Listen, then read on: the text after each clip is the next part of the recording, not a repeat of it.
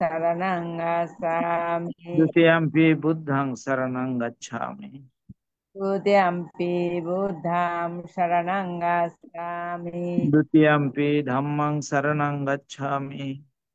तुतीयम्पि धम्मं शरणं गच्छामि। द्वितीयम्पि संघं शरणं गच्छामि। द्वितीयम्पि सङ्गं शरणं गच्छामि। तृतीयम्पि बुद्धं शरणं गच्छामि। तृतीयम्पि बुद्धं शरणं गच्छामि। तृतीयम्पि धम्मं शरणं गच्छामि। तृतीयम्पि धम्मं शरणं गच्छामि। तृतीयम्पि संघं शरणं गच्छामि। सङ्गं शरणं गच्छामि। शरणगमनं सम्पूर्णम्। भन्ते पाणातिपाता वेरमणि सिक्खापदं समादयामि। आदिपाता वेरमणि सिक्खापदं समादयामि। आदिन्नादाना वेरमणि सिक्खापदं समादयामि। अदिन्नदाना वेरमणि सिक्खापदं समादयामि। कामेषु मिच्छाचारा वेरमणि सिक्खापदं समादयामि।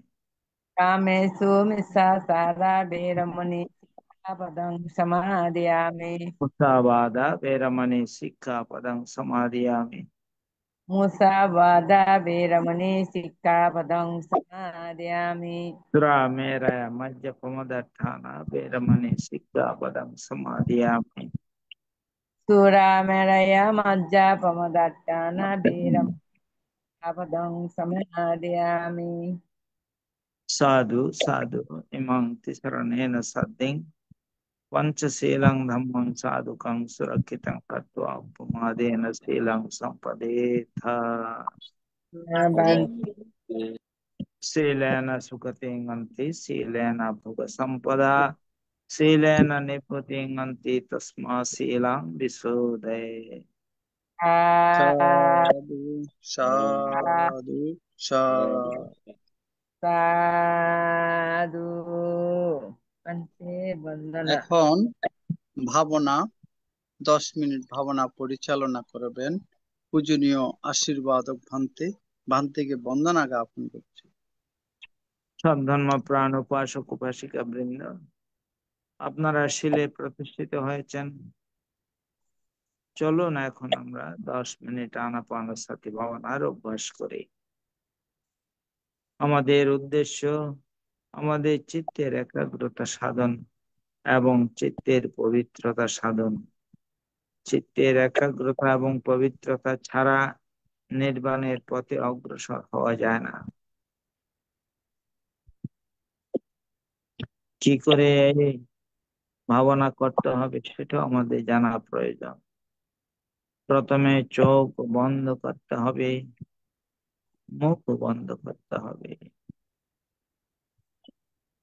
সুখাসনে বসতে হবে, বাম হাতের উপরে ডান হাত রেখে সুন্দর করে বসতে হবে যাতে বেশিক্ষণ বসা যায়। কোমর ঘাড় মেরুদণ্ড সিধা করে বসতে হবে। এবার নাসিকার অগ্রভাগে যেখানে শ্বাস প্রশ্বাসের ক্রিয়া অনুভূত হচ্ছে সেখানে মনটাকে স্থাপন করতে হবে। শ্বাস আসলে আসছে বলে জানা, শ্বাস গেলে গেছে বলে জানা, এটা হচ্ছে আমাদের কাজ। জন্মের পর থেকে এই শ্বাস প্রশ্বাসের ক্রিয়া চলছে, মৃত্যুর পূর্বক্ষণ পর্যন্ত এই শ্বাস প্রশ্বাসের ক্রিয়া চলতে থাকবে। কিন্তু আমরা বিশেষভাবে দেখিনি। এখন আমরা খুব ভালোভাবে বিশেষভাবে দেখবো, শ্বাস আসলে আসছে বলে জানবো, শ্বাস গেলে গেছে বলে জানবো। হুম। ডান নাসিকা দিয়ে শ্বাস এলে ডান নাসিকা দিয়ে শ্বাস আসছে বলে জানবো, ডান নাসিকা দিয়ে শ্বাস গেলে ডান নাসিকা দিয়ে শ্বাস যাচ্ছে জানবো। অনুরূপ ভাবে বাম নাসিকা দিয়ে শ্বাস এলে বাম নাসিকা দিয়ে শ্বাস আসছে জানবো, বাম নাসিকা দিয়ে শ্বাস গেলে বাম নাসিকা দিয়ে শ্বাস যাচ্ছে যান। উভয় নাসিকা দিয়ে শ্বাস এলে উভয় নাসিকা দিয়ে শ্বাস আসছে জানবো, উভয় নাসিকা দিয়ে শ্বাস গেলে উভয় নাসিকা দিয়ে শ্বাস যাচ্ছে জানবো।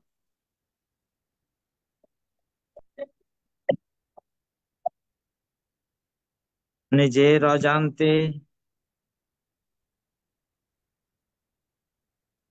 একটি শ্বাস যেন ভিতরে প্রবেশ করতে না পারে, অনুরূপ ভাবে নিজের অজান্তে একটি শ্বাস যেন বেরিয়ে যেতে না পারে। প্রত্যেকটি শ্বাস প্রশ্বাস জেনে জেনে নিতে হবে, জেনে জেনে ছাড়তে হবে।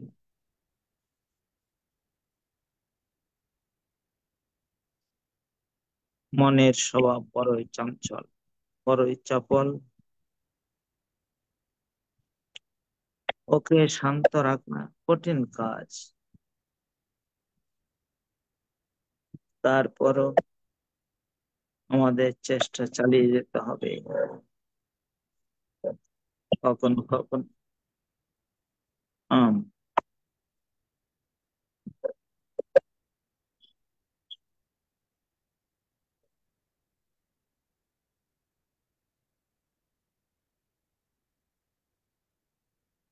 খুব সাবধানের সঙ্গে এই কাজ করতে হবে। এই চঞ্চল চপল মনকে শান্ত করা কঠিন কাজ। যারা এই চঞ্চল চপল মনকে শান্ত করতে পারে তারাই সাধক, তারাই ধ্যানী, তারাই জ্ঞানী।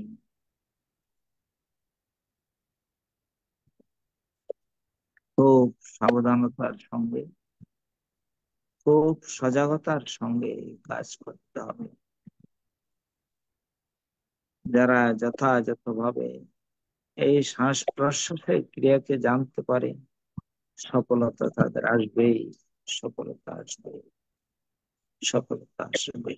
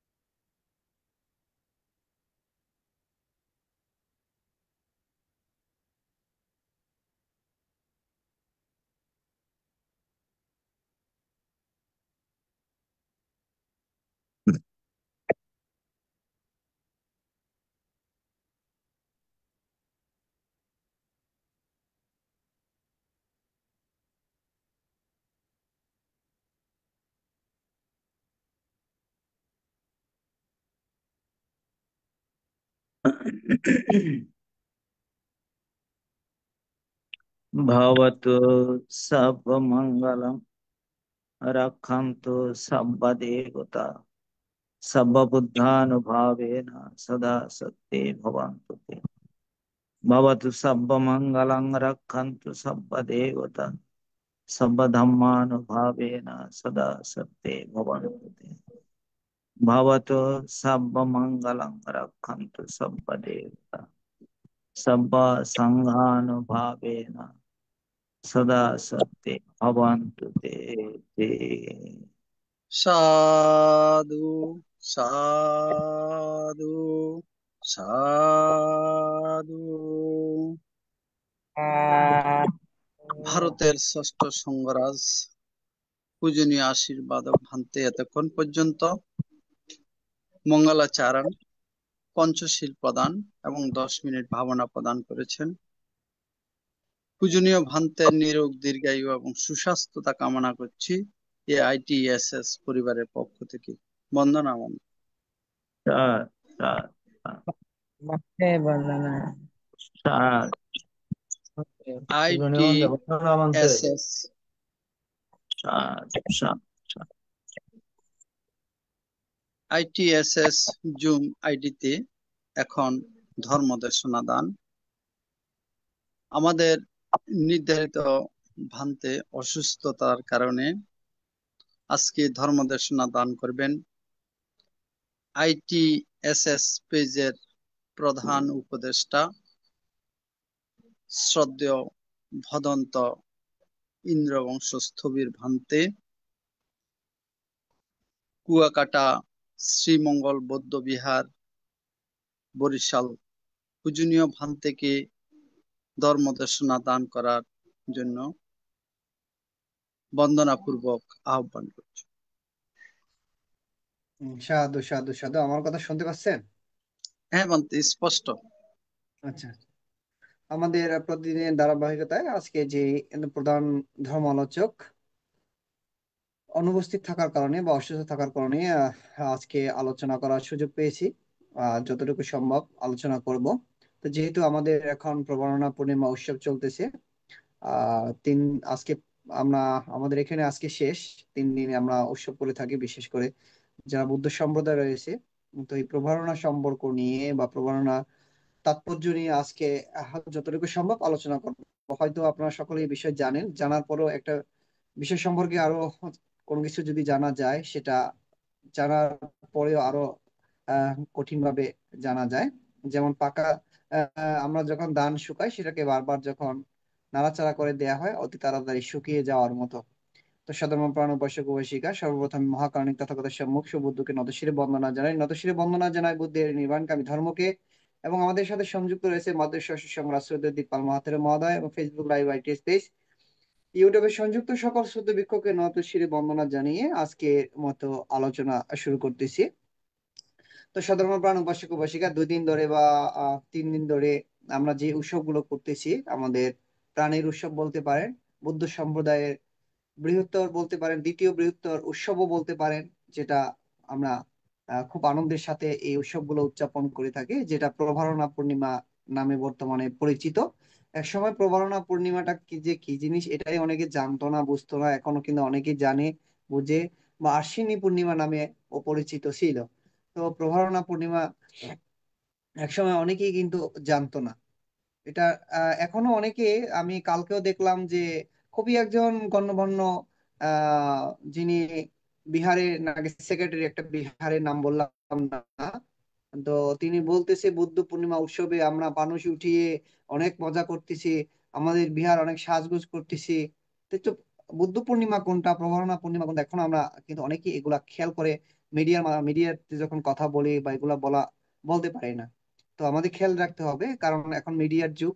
একটা কথা বললে সাথে সাথে সেটা হাজার হাজার মানুষের কাছে চলে যায়, যে বিষয়গুলো, যার কারণে এটা যখন অন্য সম্প্রদায়ের মানুষ দেখে, তখন কিন্তু আমাদের ছোট হতে হয় যে প্রবরণা পূর্ণিমা, বুদ্ধ পূর্ণিমা বলতেছে এরকম। তো যার কারণে আমাদের এই বিষয়গুলো বিশেষভাবে জানতে হবে, সকলের জানা প্রয়োজন। তো প্রবরণা পূর্ণিমা যে বুদ্ধ সম্প্রদায়ের মধ্যে পালিত একটি অন্যতম প্রধান উৎসব।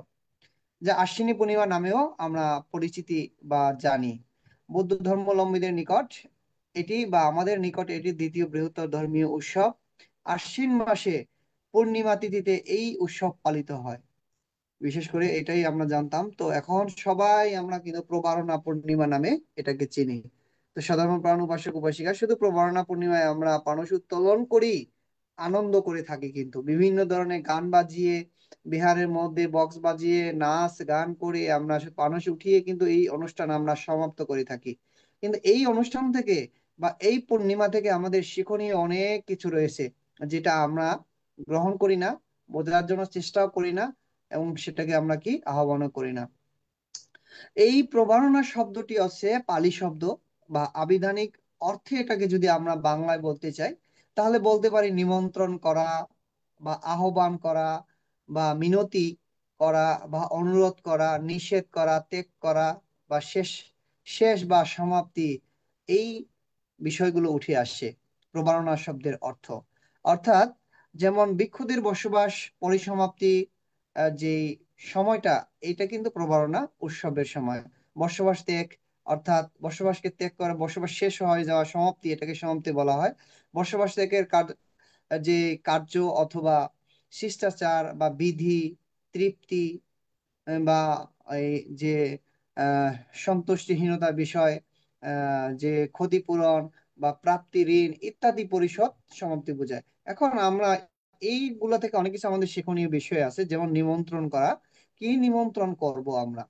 এই প্রবারণা দিনে মহাকারণী তথাগত মুখ্য বুদ্ধ যখন এই প্রবারণার দিনে, প্রবারণা আমাদের যে পালি ভাষা, এটা যে রাখাইন পালি ভাষা, ওটাকে পাওয়া না বলা হয়, অর্থাৎ আহ্বান করা। বাংলা যেটাকে বলে আহ্বান করা, এটাকে আমরা এই বাংলায় প্রবারণায় বলি। কি আহ্বান করব? আমরা একে অপরকে এই রূপে আহ্বান করব, মহাকালী তথাগত সম্মুখ বুদ্ধ এই প্রবারণে সকল ভিক্ষু সমূহকে সীমার যে বিহার বা সীমাগড়ে বা বিহারে ডেকে তাদেরকে কি করতো? নিমন্ত্রণ করতো আসার জন্য। নিমন্ত্রণ করার পর আহ্বান করতো। কি আহ্বান করতো? আমার যদি কোনো ভুল ত্রুটি হয়ে থাকে বা আমার অজান্তে যদি আমি কোনো কিছু ভুল ত্রুটি করে থাকি বা তোমাদের দৃষ্টিতে যদি আমি কোনো খারাপ কাজ করে থাকি বা খারাপ কাজ করার জন্য আমি উৎসাহিত দিয়ে থাকি, এইরূপ যদি কোনো কিছু করে থাকি, তোমরা আমাকে ধরিয়ে দাও। তোমরা আমাকে কি করো? ধরিয়ে দাও। তোমরা আমাকে দেখিয়ে দাও, এই ভুলগুলো শুধরিয়ে দাও বলে একে অপরকে নিমন্ত্রণ করা হয়। তা সধর্মপ্রাণ উপাসক উপাসিকা, এই শিক্ষা আমরা কয়জনে নিয়ে থাকি? আমরা কিন্তু কেউ এই শিক্ষাগুলো নিই না। 3 মাস বর্ষবাসের সময় আমরা সকলেই বিহারে গিয়ে উপসৎশীল পালন করে থাকি। সেই প্রত্যেকটা পাড়া বা প্রত্যেকটা বিহারে কিন্তু সধর্মপ্রাণ উপাসক উপাসিকাদের উপচে পড়া ভিড় দেখা যায় এই 3টি মাসের মধ্যে উপসৎশীল গ্রহণ করার সময়। এখন আমরা যখন সমাপ্তির সময় একে অপরকে যদি বলি যে আমার অজান্তে যদি আমি কোনো ভুল ত্রুটি করে থাকি আপনাদের প্রতি, বা আপনারা যদি আমাকে এরূপ দেখে থাকেন যে আমি আমার অজান্তে কোনো ভুল করতেছি বা ভুল পথে হাঁটতেছি বা ভুল চিন্তা করতেছি বা ভুল কিছু করার জন্য আমি সেইখানে যাচ্ছি, এরূপ যদি আপনারা দেখে থাকেন, তাহলে আমাকে কি সঠিক পথে নিয়ে আসার জন্য বা আমার ভুলকে ধরিয়ে দেওয়ার জন্য আমি আপনাদেরকে আমন্ত্রণ করছি, আমাকে জানান বা আমাকে দেখান। এইরূপ একে অপরকে যদি আমরা বলি, তাহলে আমাদের মধ্যে কখনো একে অপরের সাথে মনোমালিন্য হওয়ার কোনো সুযোগ থাকে না। একে অপরের প্রতি মৈত্রী দান করা হবে, একে অপরের প্রতি কি মৈত্রী দানের আহ্বান করা হবে। এই শিক্ষাগুলো কিন্তু আমরা নিই না। আমরা শুধু কি করি? প্রবারণা দিন আসলে হাজার হাজার টাকা মানে খরচ করে বিহারটাকে সুন্দর করে আমরা কি করি? নানা রকমের রঙিন বাতি বা জার বাতি দিয়ে সাজাই। এরপরে কি করি? আর কিছুদিন আগে আমরা পানস বানানোর জন্য সকলে, ছোট বড় সকলে গিয়ে বিহারে নানা রকমের রূপ ধারণ করে পানসগুলো তৈরি করে থাকি। বিশেষ করে এই বর্তমান সময় আমরা আরো দেখতে পাই যে পানসগুলোতে বুদ্ধের যে প্রতিরূপ বা ছবিগুলো দেয়া হয়, ভিক্ষু সঙ্গের ছবিগুলো দেয়া হয়, এবং আরো বিভিন্ন অরহৎগণের ছবিগুলো দেয়া হয় দেখতে পাচ্ছি। আসলে এগুলো কতটুকু আমাদের দেয়া উচিত কি দেয়া উচিত না, এগুলো চিন্তা করার বিষয়। কারণ একটি পানস যখন আমরা সেটাকে ছেড়ে দেয়া হয় বা আকাশে উড়িয়ে দেওয়া হয়, সে পানসটা কোথায় গিয়ে পড়বে? সেই পানসটা যখন পড়বে, সে পানসটা কি পুড়ে যাবে কিনা বা না পুড়ে থাকবে কিনা, সেই বুদ্ধের প্রতি যে ছবিটা সেখানে এঁকে দেয়া হলো, সেই ছবিটাকে কেউ আহ মাটিতে ফেলে ফেলে পাড়া দিল কিনা, বা কেউ কোনো কিছু করলো কিনা, এই চিন্তা ভাবনা কিন্তু আমরা করি না। নানা রকমের আকার আকৃতি দিয়ে বুদ্ধের ছবি দিয়ে মানুষরা যখন পুরী গেলে তো ভালোই, পুরী না গিয়ে অন্য জায়গায় তো গিয়ে পড়তে পারে। তো অন্য সম্প্রদায়ে দেখলে কি এটা কি সেটা কি মানুষটাকে আমরা যেরকম বুদ্ধের ছবি দেখলে আমরা যেরকম তাকে সম্মান করি, শ্রদ্ধা করি তার প্রতি, এটাকে তো অন্য সম্প্রদায় করবে না। তো এইগুলো করা কি প্রয়োজন? এগুলো আমি মনে করি আমার দৃষ্টিকোণ থেকে, এটা ত্রিপিটকের বিষয় না, এটা আমার দৃষ্টিকোণ থেকে আমি মনে করি এগুলো করা ঠিক নয়। প্রবারণা উৎসবে আমরা আহ বুদ্ধের যে চূড়ামণি জাদি, যে বুদ্ধের চুলের যে এটা, ওটাকে আমরা জাদিটাকে আমরা উদ্দেশ্য করে সেখানে আমরা পানস উত্তোলন করি, অর্থাৎ অর্থাৎ আমরা প্রদীপ পূজা পূজা বা বলা যায় এভাবে করে থাকি। তো সেখানে ছবি দেয়া বা বুদ্ধের ছবি আঁকা বা সেখানে নানা রকম অরহত বা ভিক্ষু সঙ্গের ছবি আঁকা, এটা কোনো প্রয়োজন আমি বলে মনে করি না। তো সকলে এটা চিন্তা করার বিষয়। তো সাধারণ প্রাণ উপাসক উপাসিক, এখান থেকে আমরা কি শিখতে পারি? একে অপরকে আমন্ত্রণ করা শিখতে পারি। নিজের ভুল ত্রুটি যদি করে থাকি সেটার জন্য আমরা কি করতে পারি? একে অপরের সাথে নিমন্ত্রণ করে আহ্বান জানাতে পারি বা মিনতি করতে পারি যে আমার যদি ভুল ত্রুটি হয়ে থাকে আমাকে তোমরা ক্ষমা করে দাও। একে অপরের সাথে এভাবে যদি আমরা সকলে বুদ্ধ সম্প্রদায় যদি প্রত্যেকটা পাড়ায় পাড়ায় যদি এই শিক্ষাগুলো আমাদের মধ্যে আমরা যদি আচরণ করতে পারি, তাহলে প্রত্যেকটা যে বুদ্ধ সম্প্রদায় যে পাড়াগুলো রয়েছে, বড়ুয়া পাড়া বা মারমা পাড়া, প্রত্যেকটা পাড়ায় কিন্তু একটা সমন্বয় থাকবে, বা প্রত্যেকটা পাড়ার মধ্যে একটা সমঝোতা থাকবে, প্রত্যেকটা পাড়ার মধ্যে একে অপরের প্রতি শ্রদ্ধাশীল হয়ে থাকবে, একে অপরের প্রতি মৈত্রী দান করার সুযোগ থাকবে। কিন্তু সেটা আমরা করি না। আমরা কি করি?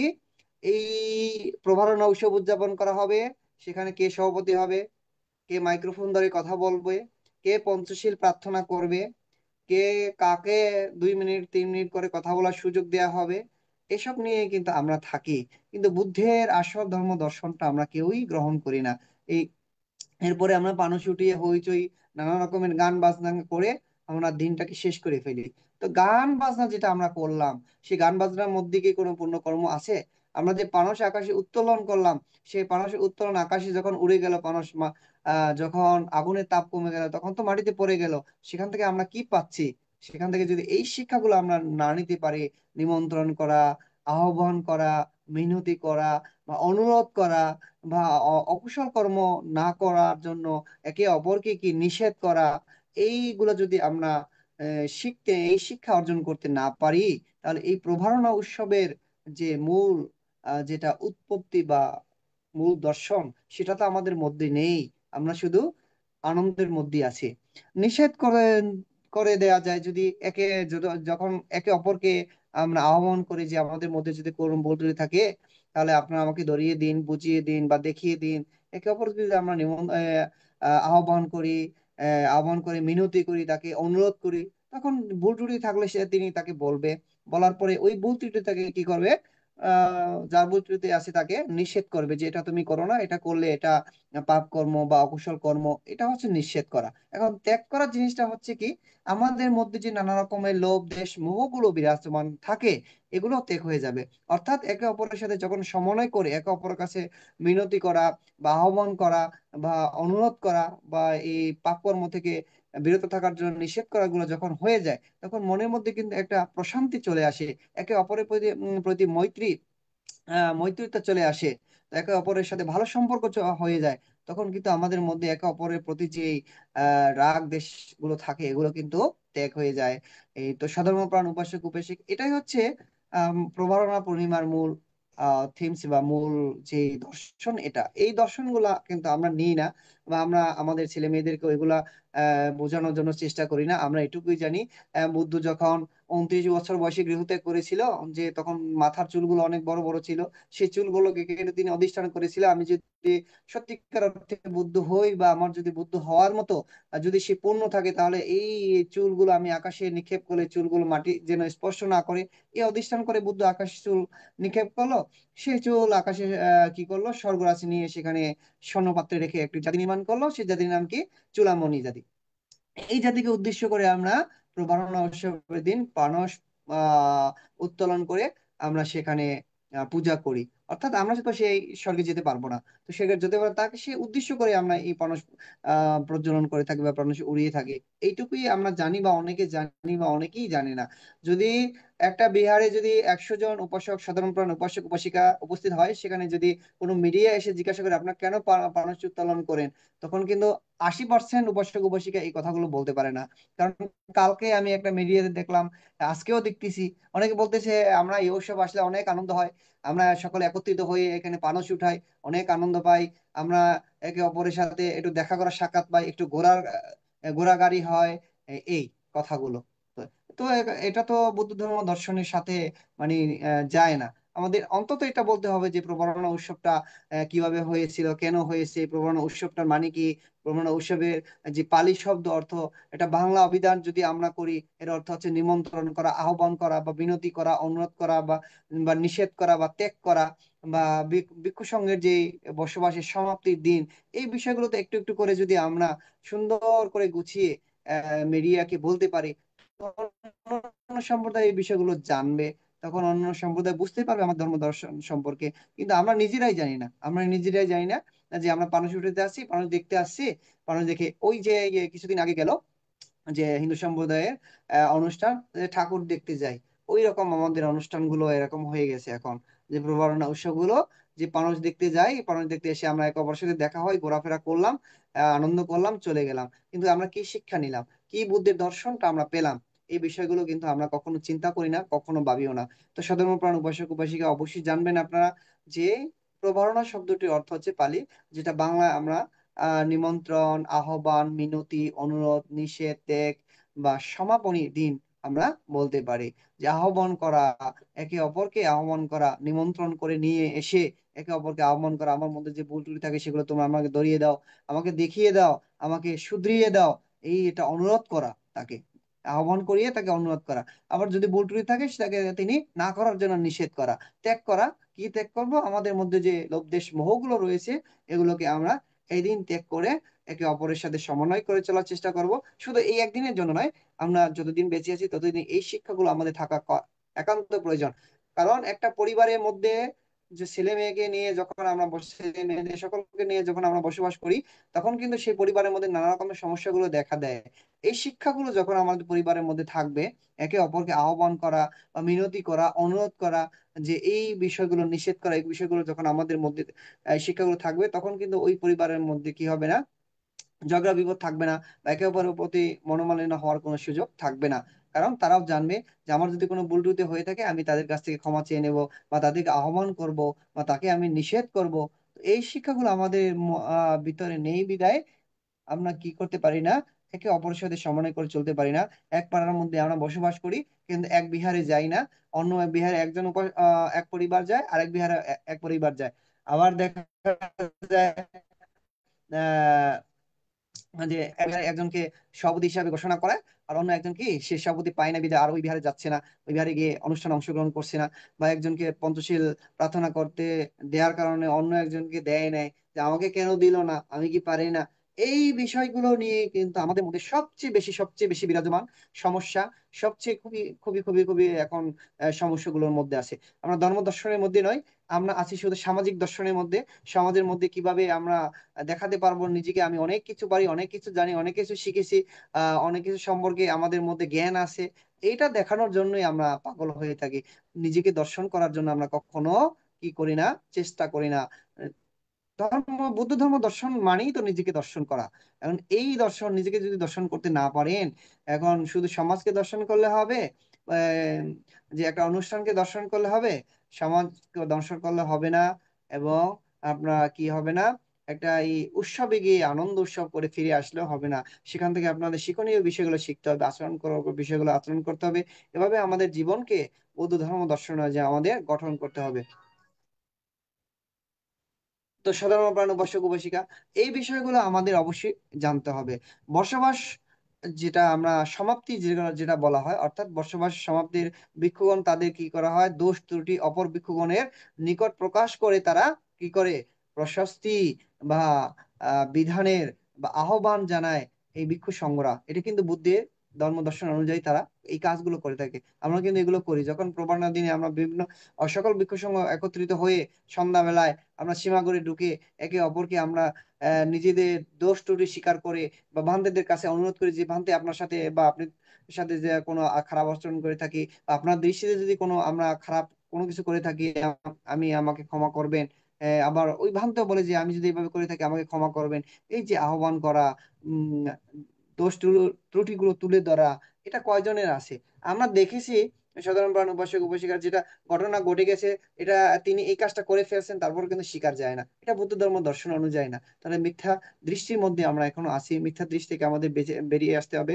সাধারণ প্রাণ উপাসক এই শিক্ষাগুলো আমাদের যতদিন না আমরা অর্জন করতে পারবো না, ততদিন কি হবে না, আমাদের মধ্যে যে প্রবণনা উৎসবের যে তাৎপর্য ওটা দর্শন আমাদের করা হবে না।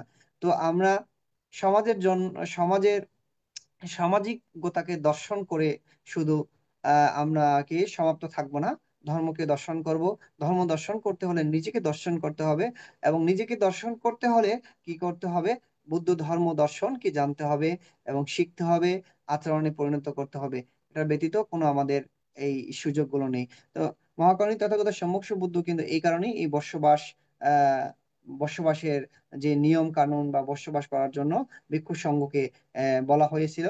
এবং ভিক্ষু সংঘের মধ্যে যে সমঝোতা থাকে, ভিক্ষু সংঘের মধ্যে যে একে অপরের দোষ ত্রুটি নিয়ে কোনো ঝামেলা না হয়, এই কারণেই কিন্তু এই বসবাসের সমাপ্তি দিন এই প্রবারণা উৎসব বা প্রবারণার যে পালি অভিধান অর্থ নিমন্ত্রণ করা, আহ্বান করা, যে অনুরোধ করা, নিষেধ করা, এই বিষয়গুলো সম্পর্কে মহাকারণী তথাগত সম্যক বুদ্ধ এই নিয়ম বা এই সিস্টেম গুলো করেছিল। প্রথম প্রথম পর্যায়ে কিন্তু এই বর্ষবাস বা বর্ষবরণ এই এই নিয়ম কানুন গুলো ছিল না। যখন আহ যখন দেখে যে ভিক্ষু সংঘরা হাজারে হাজারে লাখে লাখে ভিক্ষু সংঘরা বসবাসে বর্ষাকালীন সময় মাটি নরম থাকে, তারা এক গ্রাম থেকে আরেক গ্রামে চলে যায়, তখন রাস্তা বেড়ি বাঁধ গুলো নষ্ট হয়ে যায়, ফসল ক্ষেত নষ্ট হয়ে যায়। এইভাবে যখন একে একে গ্রামের যে দায়ক দায়িকারা রয়েছে বলা যায়, যারা গ্রামে বসবাস করে, তারা যখন রাজার কাছে নালিশ করা শুরু করে যে ভিক্ষু সংগ্রহ ভাবে গেলে তো আমাদের ফসল ক্ষেতগুলো নষ্ট হয়ে যাচ্ছে, মাটি রাস্তা ভেঙে যাচ্ছে, হাজার হাজার তনার লাখে লাখে ভিক্ষু সংঘ এক স্থান থেকে অন্য স্থানে স্থানান্তরিত হয়। তখন এই বিবিসারা রাজার কথায় আহ এই বুদ্ধ কিন্তু মানে বুদ্ধকে প্রার্থনা করেছিলেন যাতে বসবাস 3 মাস থাকে, 3 মাস যেন ভিক্ষুরা একই স্থানে থাকে। এবং সেখানে বুদ্ধ বিবিসার রাজাকে বলেছিলেন, তাহলে ভিক্ষু সংঘ যদি 3 মাস বসবাস থাকে, তাহলে ওই ভিক্ষু সংঘকে 3 মাসের জন্য উপাসক উপাসিকাদের অবশ্যই কি করতে হবে, চিবর, তারপরে বিহার, তারপর ছয়েং, আর আহার আর কি ঔষধ, এগুলো যে যারা ফাং করবে এগুলো তাদের দায়িত্ব নিতে হবে একজন ভিক্ষু সংঘকে। না হলে ভিক্ষু সংঘরা এই পিণ্ডচরণ করে তাদের আহার গ্রহণ করতে হবে, সকল ধরনের আহার থেকে শুরু করে চিবর সবকিছু তারা নিজেদের মতো করে এই পিণ্ড উচ্চারণের মধ্য দিয়ে তারা কি এগুলো গ্রহণ করবে। তো বিম্বিসার রাজা কিন্তু ওটা গ্রহণ করেছিলেন, যার কারণে আপনারা দেখবেন যখন একজন বৌদ্ধ ভিক্ষু যে বিহারে থাকুক না কেন, যখন বসবাস শুরু হয়, এটা অন্য জায়গায় হয় কিনা জানি না, যারা রাখাইন বৌদ্ধ ভিক্ষু রয়েছে এদের মাঝে এটা হয়, পাড়ার পোশাক উপশিকা সকলে মিলিতভাবে সেই ভিক্ষুর কাছে প্রার্থনা করবে, ভান্তে আহ এই 3 মাস বসবাসের জন্য আপনি আমাদের বিহারে থাকবেন, আপনার চিবর এবং বিহার ঔষধ ছয়েং এগুলা আজকে আজকে থেকে আমরা সম্পূর্ণ রূপে আমরা দায়িত্ব গ্রহণ করলাম। এভাবে প্রতি বছরে বছরে বছরে এই ভিক্ষু সংঘের কাছে, যে ভিক্ষু সংঘ আছে তার কাছে এসে তারা প্রার্থনা করে যেদিন বসবাস শুরু হয়, বসবাসের যেদিন শুরু হয়, যেদিন পূর্ণিমা ওই দিন কিন্তু এইভাবে প্রার্থনা করে। এই প্রার্থনা কারণ একটাই হচ্ছে, অনেক যখন অনেক বৃষ্টি হবে তখন ভিক্ষু সংঘরা বিন্দুচরণ যেতে পারে না, তো যার কারণে বিন্দুচরণের যাওয়া যে না লাগে, ওই তারা দায়িত্ব নিয়েছে যে ছয়ং দান করবে। তো যার কারণে তারা অবশ্যই দান করবে। তারপরেও আমরা বর্তমান সমাজে আমরা কি দেখতে পাই, ভিক্ষু সংঘদেরকে নিজেদেরকে পপুলার করার জন্য, নিজেদেরকে এই উপাসক উপাসিকাদের কাছে কি খুবই যে মানে কি বলবো শীলবান ভিক্ষু হিসাবে উপস্থাপন করার জন্য, নিজেকে খুবই ভালো একজন আহ ধর্মদেশক, ধর্ম আলোচক উপস্থাপনা করার জন্য আমরা এরূপও দেখতে পাই গলা গলা সমান পানির মধ্যে নেমেও ভিক্ষু সংঘরা পিণ্ডচরণ করে বর্ষাকালীন সময়। কেন? সেই ভিক্ষু সংঘদেরকে যখন যে বিহারে বসবাস করার জন্য ফাং করা হয়েছে, তারা কি পিণ্ডু মানে ছয়ং দান করার জন্য তারা কি অধিষ্ঠান গ্রহণ করেনি? তারা বান্দিদেরকে ফাং করেনি? ফাং না করলে সেই ভিক্ষু সংঘ কিভাবে সেই বিহারে বসবাস ধারণ করে? তাহলে তাদের গাছে নিচেই বসবাস ধারণ করার কথা ছিল। তো এই বিষয়গুলো আমাদের এখন বর্তমান সমাজে, আমাদের সোশ্যাল মিডিয়া সমাজ যেহেতু এই বিষয়গুলোকে আমাদের ভাবিয়ে তোলে যে ভবিষ্যতে এই ধর্ম দর্শনটা কোথায় যাবে।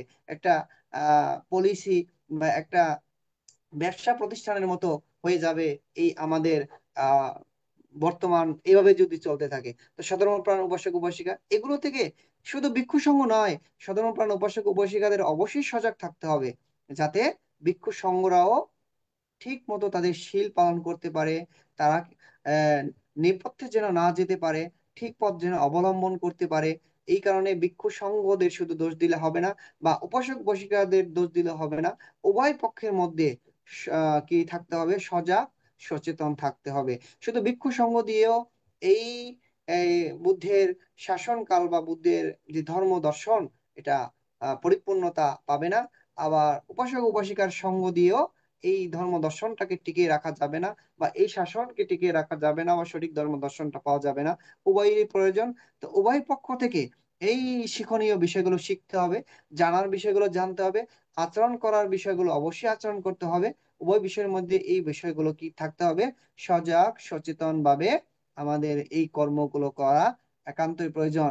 আমরা যখন যখন সীমাগড়ে আমরা অধিষ্ঠান গ্রহণ করি, তখন কিন্তু আমাদেরকে যে সিনিয়র বা যে শ্রদ্ধেয় ভিক্ষু সংঘ মাধ্যমে আমরা উপসদ গ্রহণ করি, সিদ্ধান্তরা কিন্তু সেখানে আমাদেরকে কি বলে যে আহ মানে যেদিন আমরা উপশব্দ গ্রহণ করি, তখন আমাদেরকে এই রূপ বলা হয়, যদি কোনো দাতা থাকে তাহলে সেই দাতার আহার দান করে তোমরা সেই আহার দান করতে পারো, আহার গ্রহণ করতে পারো। আর যদি কোনো দাতা না থাকে, বিন্দু চারণ করে তোমাদের আহার তোমরা কি করতে হবে? গ্রহণ করতে হবে। যদি কোনো দাতা থাকে যে বিল্ডিং করে বিহার করে দিবে, বা এসি লাগিয়ে দেবে, বা সুন্দর বিহারে থাকার ব্যবস্থা করে দেয়, তাহলে সেখানে থাকতে পারো। আর যদি বিহার যদি ব্যবস্থা না হয়, একটি গাছের নিচে থেকেও কি করতে হবে? ধর্ম প্রচার করতে হবে। কিন্তু আমরা এখন কি করি? আহ আমাদের আম, উপস কি ভিক্ষু সংঘ হওয়ার জন্য যে সীমাগড়ে গিয়ে আমরা যখন উপশব্দ গ্রহণ করি, তারপরেই আমরা কি করি? একটা বিহারাধ্যক্ষ হিসেবে বসে যাই, সেই বিহারে নানা রকমের কার্যক্রমের মধ্যে আছি, এবং আমরা কি করি না?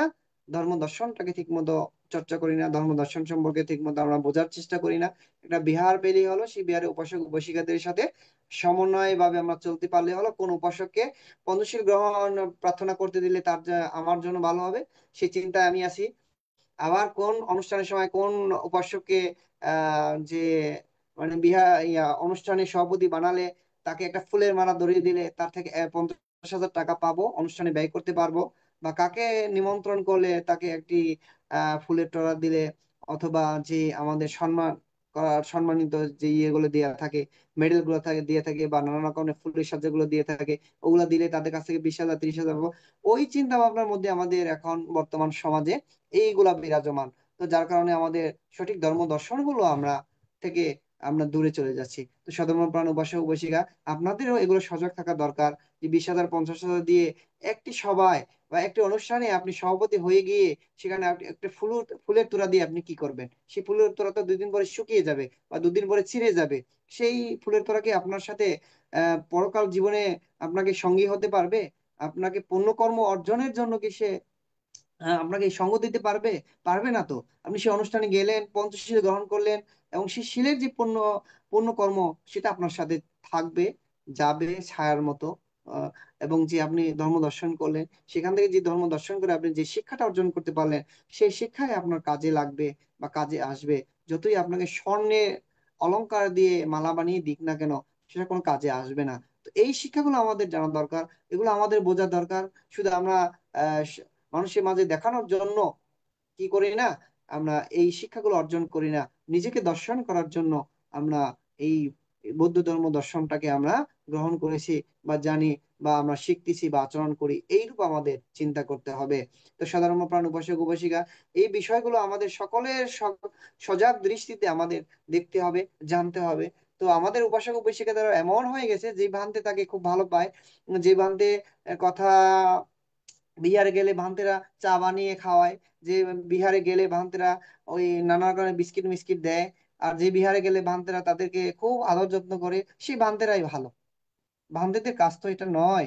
একটা আমাদের তো একটা নিয়ম বা একটা সিস্টেম আছে। বুদ্ধ ধর্ম দর্শনে যারা বৌদ্ধ ভিক্ষু, এরা কি করে বিহারের মধ্যে প্রবেশ করলো, বৌদ্ধ ভিক্ষু বসে আছে, সেটাকে বুদ্ধকে বন্দনা করবে, বুদ্ধকে বন্দনা করার পরে ভিক্ষুকে বন্দনা করবে, যতক্ষণ না সেই উপাসক ভান্তে আপনি কেমন আছেন এইরূপ প্রশ্ন না করবে, জিজ্ঞাসা না করবে, ততক্ষণ কিন্তু একজন ভিক্ষু সেই উপাসক উপাসিকাকে জিজ্ঞাসা করতে পারে না যে উপাসক তুমি কোথা থেকে আসছো, কেমন আছো। আর এইরূপ যদি আমি বসে থাকি এখন বর্তমান সময়ে, যে একজন আমাদের আহ উপস্থাপক উপাসক প্রবীণ সিংহ আমার কুয়াকাটা শ্রীমঙ্গল বৌদ্ধ বিহারে আসলো, আমি চেয়ারে বসে আছি, বৌদ্ধকে বন্দনা করলো, তাকে দেখার পরও আমি যদি জিজ্ঞাসা না করি উপাসক আপনি কেমন আছেন, উনি জিজ্ঞাসা করার আগে যদি আমি জিজ্ঞাসা না করি, তাহলে ও পোশাক আমাকে ভাববে ভাবতে খুব মানে দেমাক তার ভিতরে, বা তার আমাকে দেখেও না দেখার ভান করতেছে, বান্তের অনেক অহংকার, এইরূপ চিন্তা করবে। এইরূপ চিন্তা করার কোনো কিছু নেই। যে ব্যক্তি বৌদ্ধ ধর্মের দর্শনটা যদি করে থাকে, তাহলে তিনি অবশ্যই জানবে ভিক্ষু সঙ্গের সাথে তার কিভাবে আচরণ করতে হবে, ভিক্ষু সঙ্গের সাথে কিভাবে তার ওঠা বসা বা কথা বলতে হবে, এটা তার অবশ্যই জানা থাকবে। তো প্রত্যেকটা সাধারণ প্রাণ উপাসক উপাসিকাদের এই বিষয়গুলো জানা দরকার। এখন আমরা কোনো বিহারে গেলে ভান্তেরা এরূপ যদি থাকে, তাহলে হ্যাঁ ভান্তে ভালো না, আমাদের সাথে কিরকম ভালো একটা বিহেভ করেনি, ভান্তে আমাদের দেখেও না দেখার ভান করে আসে। আসলে এই বিষয়গুলো না, ভান্তেদেরকে আগে জিজ্ঞাসা করতে হবে, এরপর ভান্তেরা উত্তর দিবে। যতক্ষণ না ভান্তেদেরকে জিজ্ঞাসা করবে না, ততক্ষণ উত্তর দিতে পারে না। এই বিষয়গুলো আমরা যখন উপশব্দ গ্রহণ করি, তখন কিন্তু আমাদের সীমা করে এই শিক্ষাগুলো আমাদেরকে দিয়ে থাকে। কিন্তু সেই শিক্ষাগুলো যদি আমরা নিজেরা না রাখি, নিজেকে দর্শন করার জন্য, ধর্ম দর্শন করার জন্য, সধর্মপ্রাণ উপাসক উপাসিকাদের জানানোর জন্য যদি আমরা আগ্রহী না থাকি, তারা কিভাবে জানবে, কিভাবে বুঝবে। আবার অনেক সময় আমরা এরূপে দেখি, সাধারণ প্রাণ উপাসক উপাসিকারা গাড়ির উপর থেকে বানতে হাঁটতেছে, উপাসক উপাসিকারা গাড়ির উপর থেকে যাইতেছে, ভান থেকে দেখে বলতেছে ভানতে কেমন আছেন, এইভাবে জিজ্ঞাসা করলো, ভান্তেরা কিন্তু উত্তর দেওয়ার কোনো সুযোগ নাই বা নিয়ম নেই, বা এটা বুদ্ধ ধর্ম দর্শন অনুযায়ী কি উত্তর দেওয়া যাবে না, যতক্ষণ না বিনয়ের সাথে ভিক্ষু ভিক্ষু সঙ্গের সামনে এসে দুহাত দুহাত তার জড়িয়ে বন্দনা করে বা বন্দনা না করেও দুই হাত প্রসারিত করে এভাবে জিজ্ঞাসা না করে যে ভান্তে আপনি কেমন আছেন, ভান্তে আপনি কোথা থেকে আসছেন, এইরূপ জিজ্ঞাসা না করা পর্যন্ত একজন ভিক্ষু সঙ্গ পাশ থেকে গাড়ি যেতেছে, তাকে ভান্তে কেমন আছেন জিজ্ঞাসা করার পিছনে ফিরিয়ে ভালো আছি উপাসক আপনি কেমন আছেন এইরূপ কথা বলা যায় না। এই শিক্ষাগুলো আমাদের জানতে হবে, এই বিষয়গুলো আমাদের ভিক্ষু সংঘেরও জানতে হবে, এবং উপাসক উপাসিকাদের মধ্যেও এই শিক্ষাগুলো আমাদের জানতে হবে। তো এই শিক্ষাগুলো যখন আমরা জানবো, তখন আমরা সঠিক ধর্ম দর্শনটা আমরা পাবো। এই ধর্ম দর্শন পাওয়া এতটা সহজ নয়, ধর্ম সম্পর্কে জানা এতটা সহজ নয়। আমরা এখন আহ বৌদ্ধ ভিক্ষু হয়েছি এখন 12 বর্ষা, মানে এক যুগ হয়ে গেছে। এখনো বলতে গেলে আমরা বুদ্ধ ধর্ম দর্শনে সরে ও সরেয়ার মধ্যে আছি, শহীদের গায়ে পর্যন্ত যেতে পারি না, এইটুকু। তো সাধারণ প্রাণ উপাসক উপাসিকা, তো যার কারণে আমি এই কথাগুলো আজকে কেন বলতেছি, এই কয়েকদিনের মধ্যে প্রবারণা উৎসবকে কেন্দ্র করে নানা আয়োজন করা হয়েছে, নানা উৎসবের নানা উৎসবের মধ্যে, নানা মিডিয়ার মধ্যে অনেকে অনেক কথা বলেছে। এই মিডিয়াগুলো আমরা এখন নেটওয়ার্ক এর যুগ, দেখতে পাই। তো সেখানে আমার লজ্জা লাগে, সাধারণ প্রাণ উপাসক উপাসিকারা যখন বলে প্রবারণা উৎসবে কেন আসছেন আপনারা, বলে আমরা মানুষ দেখার জন্য আসছি, পানাসি উঠানোর জন্য আসছি, প্রতি বছর আমরা উঠাই, প্রতি বছর আমরা এটা পানাসি উঠিয়ে আনন্দ পাই। তাহলে কেন উঠাচ্ছেন আপনার পানসটা, কি উদ্দেশ্য করে? ওই পানসে উঠাচ্ছে আমরা সকলের মঙ্গল কামনার জন্য, সকল প্রাণীর মঙ্গল কামনার জন্য। পানস উঠিয়ে কি সকল প্রাণীর মঙ্গল কামনা করলে সকল প্রাণীর মঙ্গল কামনা হয়ে যাবে? আমরা তো একটা উদ্দেশ্য নিয়ে এই মানুষটা আমরা উঠিয়ে থাকি, বা একটা উদ্দেশ্য নিয়ে এই প্রবারণা উৎসব আমরা উদযাপন করতেছি। বিহারে সবাই মিলে কি আমরা নাচ গান দেখার জন্য গেছি?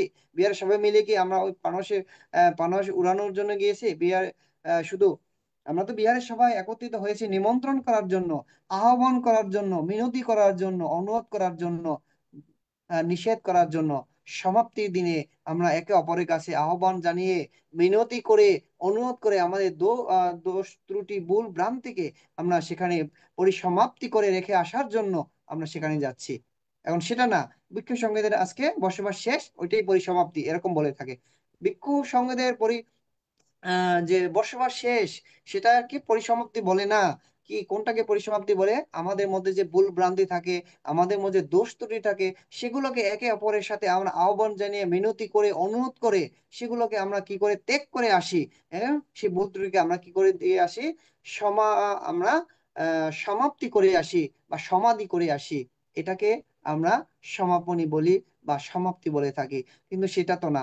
বলে 3 মাস ভিক্ষু সংঘরা বসবাস ছিল, একই স্থানে একই বিহারে বসে তারা বসবাস করত, ওটা আজকে সমাপনী দিন। এই কারণে আমরা এই পানস উঠাই। এইভাবে যদি সাধারণ প্রাণ উপাসক উপাসিকারা বলে, নানা মিডিয়ার মধ্যে হাজার হাজার লাখে লাখে মানুষের চোখে দৃষ্টিতে যখন পড়ে, তখন তাহলে বৌদ্ধ ধর্ম দর্শনটা কোথায় গিয়ে দাঁড়ায়? সাধারণ প্রাণ উপাসক উপাসিকা একবার চিন্তা করে দেখেন। অন্য সম্প্রদায় যখন চিন্তা করে যে তারা তো পানসে উঠিয়ে আকাশে উঠিয়ে ওই নাচ গান করে, আনন্দ করে, এখান থেকে কি পুণ্য পাবে, এখান থেকে তারা কি লাভ করতে পারে, তার জীবনের জন্য কি মঙ্গল করবে, এরূপ চিন্তা করবে। তো পানস কেন উঠায় এটাও আমাদের জানতে হবে।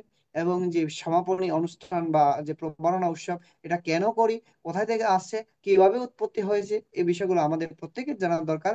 এবং প্রত্যেকের এই বিষয়গুলো জেনে জেনে নিজের ছেলে মেয়ে আত্মীয় স্বজন যারা পরিবার আছে তাদেরকে জানানো দরকার। এবং যখন মিডিয়ার সামনে আমরা কথাগুলো বলবো, সে কথাগুলো যেন আমরা সুন্দরভাবে গুছিয়ে বলতে পারি, যাতে আমার ধর্মের উপর আমার ধর্ম দর্শনের উপর চাপ সৃষ্টি না হয়, বা আমার ধর্ম দর্শনের উপর অন্য অন্য সম্প্রদায় বা অন্য অন্য যে ধর্মাবলম্বী আছে তারা যেন ভুল ভ্রান্তি বুঝতে না পারে। এই বিষয়গুলো আমাদের অবশ্যই অবশ্যই লক্ষ্য রাখতে হবে। কারণ ধর্ম দর্শনটা এখন শুধু ত্রিপিটকের মধ্যে আহ মানে সীমাবদ্ধ নয়। এখন সোশ্যাল মিডিয়ার মধ্যে এই ধর্ম দর্শনটা চলে এসেছে। অতি সহজে আমরা এই দর্শনগুলো অতি সহজে আমরা পেয়ে যাই, এবং যা কিছু করি না কেন অতি সহজে সেগুলো আহ একে অপরের কাছে স্থানান্তর করার এখন এই সোশ্যাল মিডিয়ার মধ্য দিয়ে হয়ে থাকে। তো সাধারণ প্রাণ উপাসক উপাসিকা যারা আপনারা এই আজ প্রবারণা উৎসবে অংশগ্রহণ করেছেন, সব সময় সে বিহারে সকলে আমন্ত্রণ নিমন্ত্রণ করে, আহ্বান জানিয়ে, মিনতি করে, অনুরোধ করে, নিষেধ করে সব ধরনের ভুল ভ্রান্তি আপনার ত্যাগ করে আসবেন, এবং সেগুলোকে কি করে আসবেন, সমাপ্তি করে আসবেন। এবং যখন সে বিহার থেকে আপনি বাড়িতে ফিরে আসবেন, তখন আপনার মধ্যে যেন কোনো ভুল ভ্রান্তি বা অকুশল অকুশল চিন্তা বা অকুশল ভাবনা এগুলো যেন আর বিরাজমান না থাকে, সে শিক্ষা অবশ্যই অর্জন করতে হবে।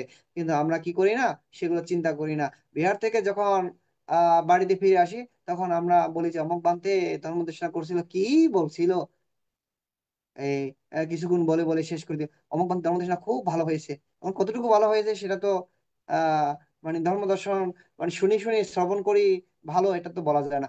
ধর্ম দর্শন ভালো তখনই যখন কোনো ভ্রান্তে ধর্ম দর্শন শ্রবণ করে আপনি সেই শিক্ষাটা নিজে অর্জন করে কি করে আচরণে পরিণত করবেন, তখন সেই ধর্ম দর্শন বা সেই ধর্ম দেশনা বা সেই ধর্ম শ্রবণ করা আপনার জন্য ভালো, এবং যিনি ধর্মদেশনা দান করেছেন তার জন্য ভালো। যতক্ষণ না শুধু মিষ্টি মধুর কণ্ঠসুর শুনে আমরা মুগ্ধ হয়ে যাই, যে বান্তেরা যেমন পালি ভাষায় সূত্রপাঠ করে, ওগুলো শুনে আমরা মুগ্ধ হয়ে যাই। বান্তের এই সূত্রপাঠ শব্দ বা উচ্চারণ গুলা খুব সুন্দর, এভাবে বলি আমরা। আসলে সূত্রপাঠের মধ্যে বান্তে কি বলে গেল, সূত্রপাতে এটার অর্থ কি, এগুলো তো আমরা বুঝি না, না বুঝে আমরা এই ভালো বলে থাকি। তো সাধারণ প্রাণ উপাসক উপাসিকা, ভালো বলতে হলে নিজেকে ভালো করতে হবে, ভালো করতে হলে নিজেকে ধর্ম দর্শন করতে হবে, ধর্ম দর্শন অনুযায়ী নিজের জীবনকে গঠন করতে হবে। ধর্ম দর্শন করা মানে নিজেকে দর্শন করা, বুদ্ধ ধর্ম দর্শন করা মানে নিজেকে দর্শন করা। নিজেকে দর্শন করো এবং সঠিক ধর্মকে আপনার জানেন, সমাজে দেখানোর জন্য, কাউকে দেখানোর জন্য নয়, কাউকে যে বোঝানোর জন্য বা কাউকে লোভ দেখানোর জন্য বা সমাজকে দর্শন করার জন্য আমাদের ধর্ম দর্শন নয়। এই ধর্ম দর্শন নিজেকে দর্শন করার জন্য। যার কারণে আমরা সেই অনুষ্ঠানে পঞ্চশীল প্রার্থনা করতে পারলাম কি পারলাম না সেটা চিন্তা করবেন না। বিহার কমিটিতে সভাপতি হতে পারলাম কি পারলাম না সেটা চিন্তা করবেন না। এবং অনুষ্ঠান কমিটির সভাপতি হতে পারলাম বা সেক্রেটারি হতে পারলাম কি পারলাম না এসব নিয়ে চিন্তা ভাবনা না করে, মনোমালিন্য না হয়ে আমরা সঠিক ধর্ম দর্শন করি। নিজেকে নিজেকে সঠিক ধর্ম দর্শন করে নিজের পরিবারকে সেই ধর্ম বা সেই শিক্ষা আমরা যেন দান করে থাকি। তো সাধারণ প্রাণ উপাসক উপাসিকা, এই শিক্ষাগুলো আমাদের একান্তই প্রয়োজন। যতদিন না সাধারণ প্রাণ উপাসক উপাসিকারা এই শিক্ষাগুলো অর্জন করতে পারবে না, যতদিন না নিজেরা এই শিক্ষাগুলো অর্জন করে আচরণে পরিণত করতে পারবে না, ততদিন আমাদের এই ধর্ম দর্শনটা সঠিক দর্শনে রূপান্তরিত হবে না। ততদিন আমাদের ধর্ম দর্শনগুলো কি হয়ে থাকবে? আমাদের মিথ্যা দৃষ্টিতে পরিপূর্ণতা হয়ে থাকবে। এই মিথ্যা দৃষ্টি থেকে আমাদের বেরিয়ে আসতে হবে, সঠিক ধর্ম দর্শন আমাদের জানতে হবে এবং সঠিক ধর্ম দর্শন অনুযায়ী নিজের জীবনকে গঠন করতে হবে। শুধু এই প্রবারণা দিনে বা প্রবারণা এই যে বর্ষবাস 3 মাসে আমরা কি করি, উপসৎশীল পালন করব না। পারলে আমরা সবসময় উপসৎশীলের মধ্যে থাকবো, আর যদি না পারি আমরা পঞ্চশীলের মধ্যে সবসময় যেন এই শীলগুলো আমরা রক্ষণাবেক্ষণ করে চলতে পারি, শীলগুলো যেন আমরা রক্ষা করতে পারি। এর জন্য মহাকরণিক তথাগত সম্মুখ বুদ্ধ বলেছিল যে তোমরা যে সাজগোজ করো ফুল নানা রকমের মেকআপ দিয়ে, এটা সাজগোজ বেশিক্ষণ থাকে না, তবে যখন সময় আসে তখন নষ্ট হয়ে যায়। কিন্তু শিল দিয়ে যদি তুমি তোমার দেহকে সাজাও, সেটা সারা জীবন থাকবে, সারা জীবনের জন্য। আর সারা বিশ্বের মধ্যে যত সুগন্ধি যে সেন্ট রয়েছে, এর থেকে অনেক অনেক গুণের সুগন্ধি আসে এই তোমার শিল থেকে। তাহলে সেই সুগন্ধি, টাকা দিয়ে যে সুগন্ধিগুলো আমরা ব্যবহার করি সেটা ভালো, না আমরা যে শিল আচরণ যদি করি সেটা ভালো? এবং চিন্তা করে দেখেন সাধারণ প্রাণ উপাসক উপাসিকা। তো আমরা এই শিক্ষাগুলো প্রবর্ণনা পূর্ণিমার দিনে, আজকে আজকে আমরা সমাপনী দিন হিসাবে আমরা এই এই করে থাকি যে 3 দিন আমাদের অনুষ্ঠানগুলো উদযাপন করে থাকি। তো আজকে সমাপনী দিন, সমাপনী দিনের সাধারণ প্রাণ উপাসক উপাসিকারা অন্তত আপনার বিহারে গিয়ে এই আলোচনাগুলো করতেন, আপনার নিজের পরিবারের কাছে একে অপরের কাছে আহ্বান জানাবেন, মিনতি করবেন, অনুরোধ করবেন, নিষেধ করবেন এবং নিজেদের মধ্যে যে ভুল ভ্রান্তি বা দোষ ত্রুটি থাকে এগুলোকে ত্যাগ করবেন এবং নিজেদের মধ্যে যে ভুল ভ্রান্তিগুলো আছে সেগুলোকে সমাধি দিয়ে এই প্রভারণা উৎসবকে আপনারা জাগ্রত করবেন, প্রভারণা উৎসবের শিক্ষাকে নিজের অন্তরে লালন করবেন। এবং যে আমরা পানস পূজা বা পানস উত্তোলন করে থাকি, সেই মহাকালীন তথাগত সম্মুখ বুদ্ধের চূড়ামণি জাতিকে উদ্দেশ্য করে যে পানস উত্তোলন করে থাকি, সেই চূড়ামণি জাতিকে যেন উদ্দেশ্য করে আমরা পানসটা উত্তোলন করে থাকি। এবং আপনারা মনে মনে বলবেন বা বাক্য উচ্চারণ করে বলবেন, বুদ্ধের সেই চূড়ামণি জাতিকে উদ্দেশ্য করে আমরা এই পানস বা প্রদীপ আমরা আহ ছাড়তেছি বা উড়তেছি, বা আমরা পূজা করতেছি, এইরূপ বলে বলে সকলে সাধু ধ্বনি দিয়ে সেই পানস পূজাগুলো আপনারা করবেন বা পানস উত্তোলন করবেন। কিন্তু এখন আমরা সেটা করি না, বিশাল বক্স বাজিয়ে হিন্দি গান বাজিয়ে নানা রকমের গান বাজিয়ে আমরা কি করি, সেখানে উল্লাস করি, হই হুল্লো করে ছেলেমেয়েরা মিলে মিলে। এটা সঠিক ধর্ম দর্শন নয়, এটা আহ এই এক প্রকারে অকুশল কর্মই বলা যায় বা অধর্ম দর্শনই বলা যায়। এগুলো করা যাবে না, এগুলো থেকে আমাদের বেরিয়ে আসতে হবে, নিজেকে বেরিয়ে আসতে হবে, নিজের পরিবারের ছেলে মেয়েদেরকে আমাদের বের করে নিয়ে আসতে হবে। তো আবার প্রবারণা পূর্ণিমা দিনে আরো একটি যে গুরুত্বপূর্ণ বিষয়টা রয়েছে, প্রবারণা পূর্ণিমা দিনে মহাগণিত তথাগত সম্মুখ বুদ্ধ কিন্তু তার মাকে মানে স্বর্গে গিয়ে তিনি অভিধর্ম ধারণ করে আসছিলেন। তো যেদিন মহাগণিত তথাগত সম্মুখ বুদ্ধ এই সেই স্বর্গ থেকে যখন এই পৃথিবীতে আসেন, তখন কিন্তু আহ এই পৃথিবীর মধ্যে যে সব যে যেমন 4 আপায়া রয়েছে, 4 আপায়া ভূমি রয়েছে, মানব ভূমি রয়েছে, দেবভূমি রয়েছে, এগুলোকে তিনি কি করলেন, তার দিব্য শক্তি দিয়ে তিনি সব দেখার সুযোগ করে দিয়েছেন। মানুষরা দেখতে পেয়েছে সেই স্বর্গের বা রাজারা কিরকম আছে বা দেবতাগণ কিরূপ আছে, আবার দেবতাগণ এই পৃথিবীর মানুষগুলো কিরূপ আছে দেখতে পেলেন। আবার 4 আপায়ের মধ্যে প্রেত আছে, ভূত আছে, এরাও দেখতে পেলো যে মানুষগুলো কিরকম আছে। বা 4 আপায়ের মধ্যে যেগুলা যক্ষক গুলো রয়েছে তারাও দেখতে পেলো। আবার যারা নানা রকমের অকুশল চিত্ত বা অকুশল কর্মগুলো করে দুঃখ ভোগ করতেছে, তারাও এই পৃথিবীর মানুষগুলোকে দেখতে পেলো, স্বর্গের সেই আহ রাজা এবং দেবতাগণকে তারা দেখতে পেল। সেই বুদ্ধ যখন এই পৃথিবীতে আগমন করেছিল, এই দিনে আলোকিত হয়েছিল, সব অন্ধকার দূর হয়ে গিয়েছিল। আর যতক্ষণ মহাকালীন তথাগত সম্মুখ বুদ্ধ পৃথিবীতে আরোহণ করেছিলেন সাক্ষ্য নগরে, ততক্ষণ পর্যন্ত যারা নানা রকমের দুঃখ বেদিতে জর্জরিত, নানা রকমের অকুশল কর্ম করে তারা শাস্তি ভোগ করতেছে। তারা কিন্তু সেই শাস্তি থেকে ততক্ষণ পর্যন্ত তারা বিরত ছিল, তখন কিন্তু তারা সকলে মহাকরণী তথাগত মোক্ষ বুদ্ধকে স্মরণ করে ফুল দিয়ে বা প্রদীপ জ্বালিয়ে পূজা করেছিল। যার কারণে এই প্রবরণা পূর্ণিমা দিনে বিশেষ করে দেখবেন যারা রাখাইন বুদ্ধ রয়েছে বা রাখাইন সম্বন্ধে রয়েছে, এরা কিন্তু হাজার প্রদীপ জ্বালিয়ে বিহারের বিহারে গেট থেকে শুরু করে বিহারের আশপাশ জ্বালিয়ে সেই বুদ্ধের আগমনকে সুস্বাগত জানিয়ে থাকে, এবং নানা রকমের ফুল বিছিয়ে বা নানা রকমের ফুল দিয়ে সে বুদ্ধের আগমনকে সুস্বাগত বা এই মানে প্রার্থনা করে থাকে যে এই বুদ্ধের আলোকিত সেই দিনগুলোকে স্মরণ করা হয়ে থাকে। তো সাধারণ প্রাণ উপাসক উপাসিকা, এই বিষয়গুলো আমাদের একান্তই জানা প্রয়োজন। আমরা কেন মোমবাতি জ্বালাই, মোমবাতি জ্বালিয়ে কেন আমরা প্রার্থনা করি, এই মোমবাতি জ্বালানোর উদ্দেশ্যটা কি, বা ধূপকাঠি জ্বালানোর উদ্দেশ্য বা কি, আমরা কেন বুদ্ধকে জল দান করি, আমরা কেন বুদ্ধকে নানা রকমের আহার দান করি, বা ভিক্ষু সংঘকে কেন আহার দান করি, এই বিষয়গুলো আমাদের সকলের জেনে রাখা দরকার। কারণ না জানে একটা কিছু করলে সেখানে ভুল ভ্রান্তি হয়, ভুল ভ্রান্তির মধ্য থেকে আমরা কি অতি সহজে বেরিয়ে আসতে পারবো না। তো সাধারণ প্রাণ উপাসক উপাসিকা, বুদ্ধে বুদ্ধ যখন এই পৃথিবীতে সংমিশ্রণ নগরে যখন এসেছিল, তখন যেরূপ আহ 32 ভূমি, যে 32টা ভূমি রয়েছে, সেই 32 প্রকার ভূমি আলোকিত হয়েছিল, সেইরূপ যেন আমরা সেই ধর্ম দর্শনকে দর্শন করে অন্তত আমাদের এক ভূমি, যে মানব ভূমির মধ্যে যে মানুষ রয়েছে তাদেরকে আমরা আলোকিত করতে পারি। সেটাকে আলোকিত না করতে পারলে নিজেকে আলোকিত করতে পারি, মাধ্যমে নিজের পরিবারকে যেন আমরা আলোকিত করতে পারি। এই প্রচেষ্টা সকলের মধ্যে যেন থাকে। এবং যে প্রভারণা পূর্ণিমার আজকে আমাদের সমাপনী দিন, সমাপনী দিনে আবারও সকলকে সেই শুভ প্রভারণা পূর্ণিমার মৈত্রীময় শুভেচ্ছা জানিয়ে, সেই শুভ প্রভারণা পূর্ণিমার যে শিক্ষা, নিমন্ত্রণ, আহ্বান, মিনতি, অনুরোধ, নিষেধ, ত্যাগ, শেষ বা সমাপ্তি, এই শিক্ষাগুলো যেন আমরা অর্জন করতে পারি, এই শিক্ষাগুলো যেন আমরা আহ নিজেরা আচরণ করতে পারি এবং নিজের পরিবারকে আচরণ করার জন্য উৎসাহিত করতে পারি।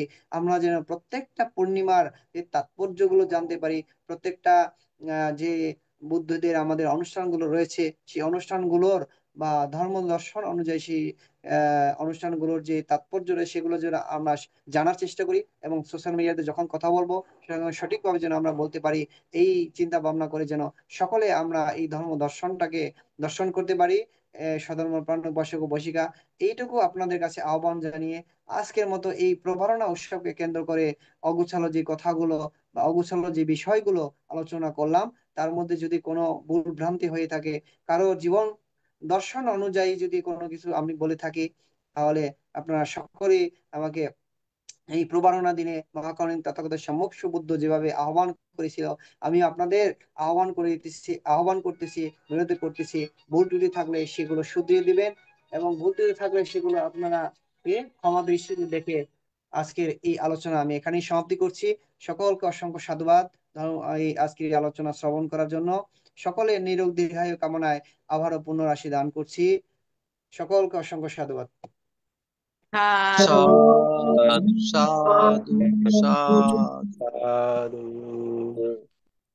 পূজনীয় আজকের ধর্মদর্শক ভান্তে প্রবরণা সম্পর্কে অত্যন্ত মূল্যবান দেশনা করেছেন। পূজনীয় ভান্তের নিরোগ দীর্ঘায়ু এবং সুস্বাস্থ্যতা কামনা করছি AITSS পরিবারের পক্ষ থেকে। বন্দনাবান। এখন পুণ্যদান উৎসর্গ। আমাদের পরলোকগত জ্ঞাতিগণের সদ্গতি কামনা করে এবং যারা রোগে দুর্ঘটনা বিভিন্নভাবে কষ্ট পাচ্ছেন তাদের সুস্থতা কামনা করে এখন পুণ্যদান উৎসর্গ। পুণ্যদান উৎসর্গ করবেন কুমিল্লা থেকে বাবু হৃদয় সিংহ। নমো তস্য ভগবতো অরহতো সম্মা সম্বুদ্ধস্য। জগতের দুঃখ মুক্তির পথ প্রদর্শক মহাকারুণিক তথাগত সম্মুখ সম্বুদ্ধকে নত শিরে বন্দনা করিতেছি আজকের আশীর্বাদক প্রধান ধর্মদেশক সকল গুণোত্তম মহান ভিক্ষু সংঘকে। এতক্ষণ পর্যন্ত ভ্রান্তের মুখে প্রবারণা সম্পর্কে ধর্মদেশনা শ্রবণ করেছেন। আসুন এখন আমরা আমাদের অনন্ত অনন্ত জন্মের যে সমস্ত জ্ঞাতিগণ কালগত হয়েছেন এবং যারা রোগাগ্রস্ত আছেন সকলের প্রতি মৈত্রী চিত্ত উৎপন্ন করে পুণ্য উৎসর্গ করি।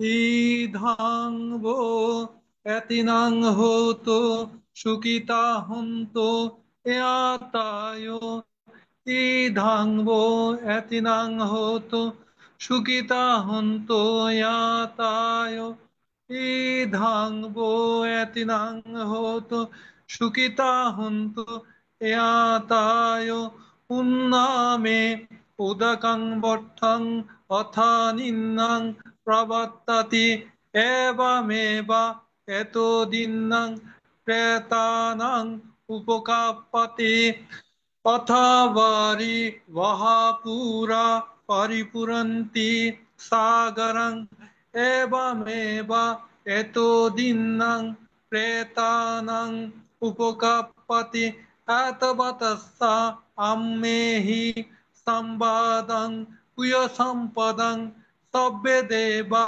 সব্যে সত্তা সব্যে ভূতা সব্যে মনুষ্যা সব্যে অমনুষ্যা অনমদন্ত সব্য সম্পত্তি সিদ্ধিয়া আকাশট্টস্য ভূম্মর্থা দেবনাগা মহিদ্দিগা পুয়ন্তাং অনুমোদিত্বা চিরং রক্ষন্তু বুদ্ধ শাসনং চিরং রক্ষন্তু জিনদেশনং চিরং রক্ষন্তু মাং পরং ইমেনা পুয়কম্মেনা মামে বালা সমাগম সতং সমা গমাহোতু এব নিব্বানং প্রত্যয়া ইদং মে দানং ইদং মে শীলং ইদং মে পুয়ং আশব খায়ং বাহং হোতু নিব্বানস্তা পচ্চায় হোতু ভবতু তিষ্ঠাতু সাধু সাধু সাধু সাধু। সাধু। পূজনীয় ভান্তের আলোচনার প্রেক্ষিতে এখন অভিমত প্রকাশ করবেন উপাসিকা অনিতা বড়ুয়া মহাদয়া দিদি।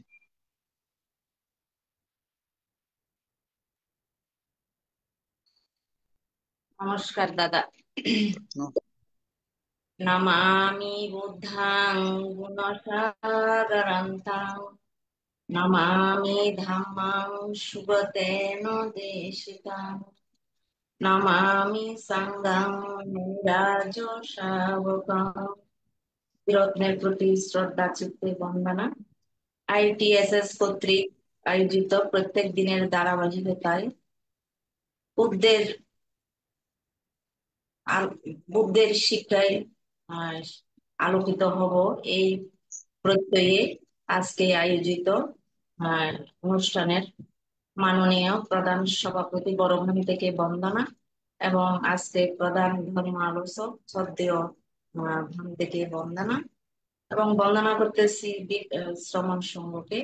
উপস্থিত যে সমস্ত দাদারা আছেন বা লাইভে বা জুমে সবাইকে আমার নমস্কার এবং প্রবরণার মৈত্রীময় শুভেচ্ছা।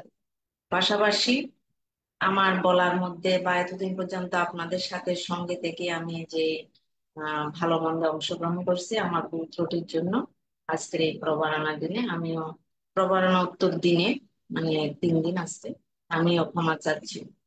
তো আজকে আমি লাইভে এসে শ্রদ্ধেয় প্রধান ধর্ম আলোচক ভান্তে আমাদের শ্রদ্ধেয় কুয়াকাটা শ্রীমঙ্গলের ইন্দ্রনীল থেকে আমি শ্রদ্ধা চিত্তে আমার কৃতজ্ঞ চিত্তে আমি বন্দনা বন্দনা বন্দনা কারণ আমি বান্তের কাছে আরো ক্ষমা প্রার্থনা করতেছি।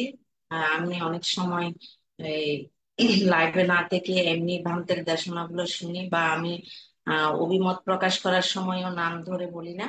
আমি শ্রদ্ধেয় বান্ধবদের প্রতি আমি শ্রদ্ধা রেখে আমি কথা বলি।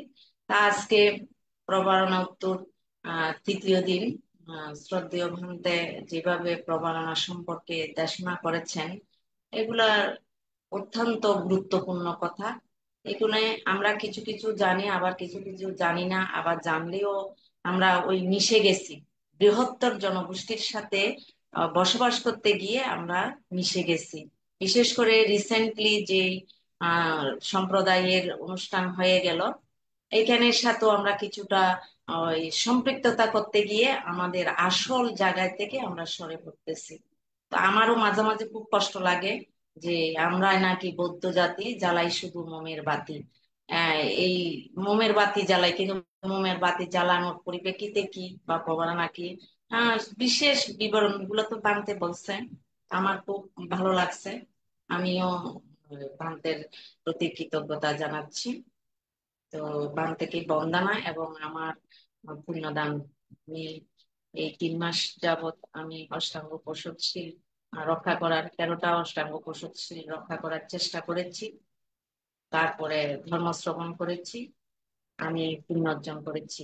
আমার এই পুণ্য আইটিএসএস এর বড় ভন্তের সহ আজকের আলোচক ভান থেকে আমি দান করতেছি। পাশাপাশি যারা আছেন আমার সহ আহ, বলতে গেলে ক্লাস পার্টি, যারা ধর্ম দেশনা শুনেন, আইটিএসএস পরিবার, আইটিএসএস এর প্রধান উপদেষ্টা মিলন দাদার নিরোগ দীর্ঘ জীবন কামনাই, এবং আমরা যারা আছি মৃদুল দা, কবির দাস সহ সকল দাদা আর কি, যারা আছেন দিদিরা, আজকে ভারতের দিদিরা হয়তো উপস্থিত নাই, যারা আছে যারা নাই, সকলের উদ্দেশ্যে আমি আমার এই অর্জিত পুণ্য সমভাগে দান করিলাম।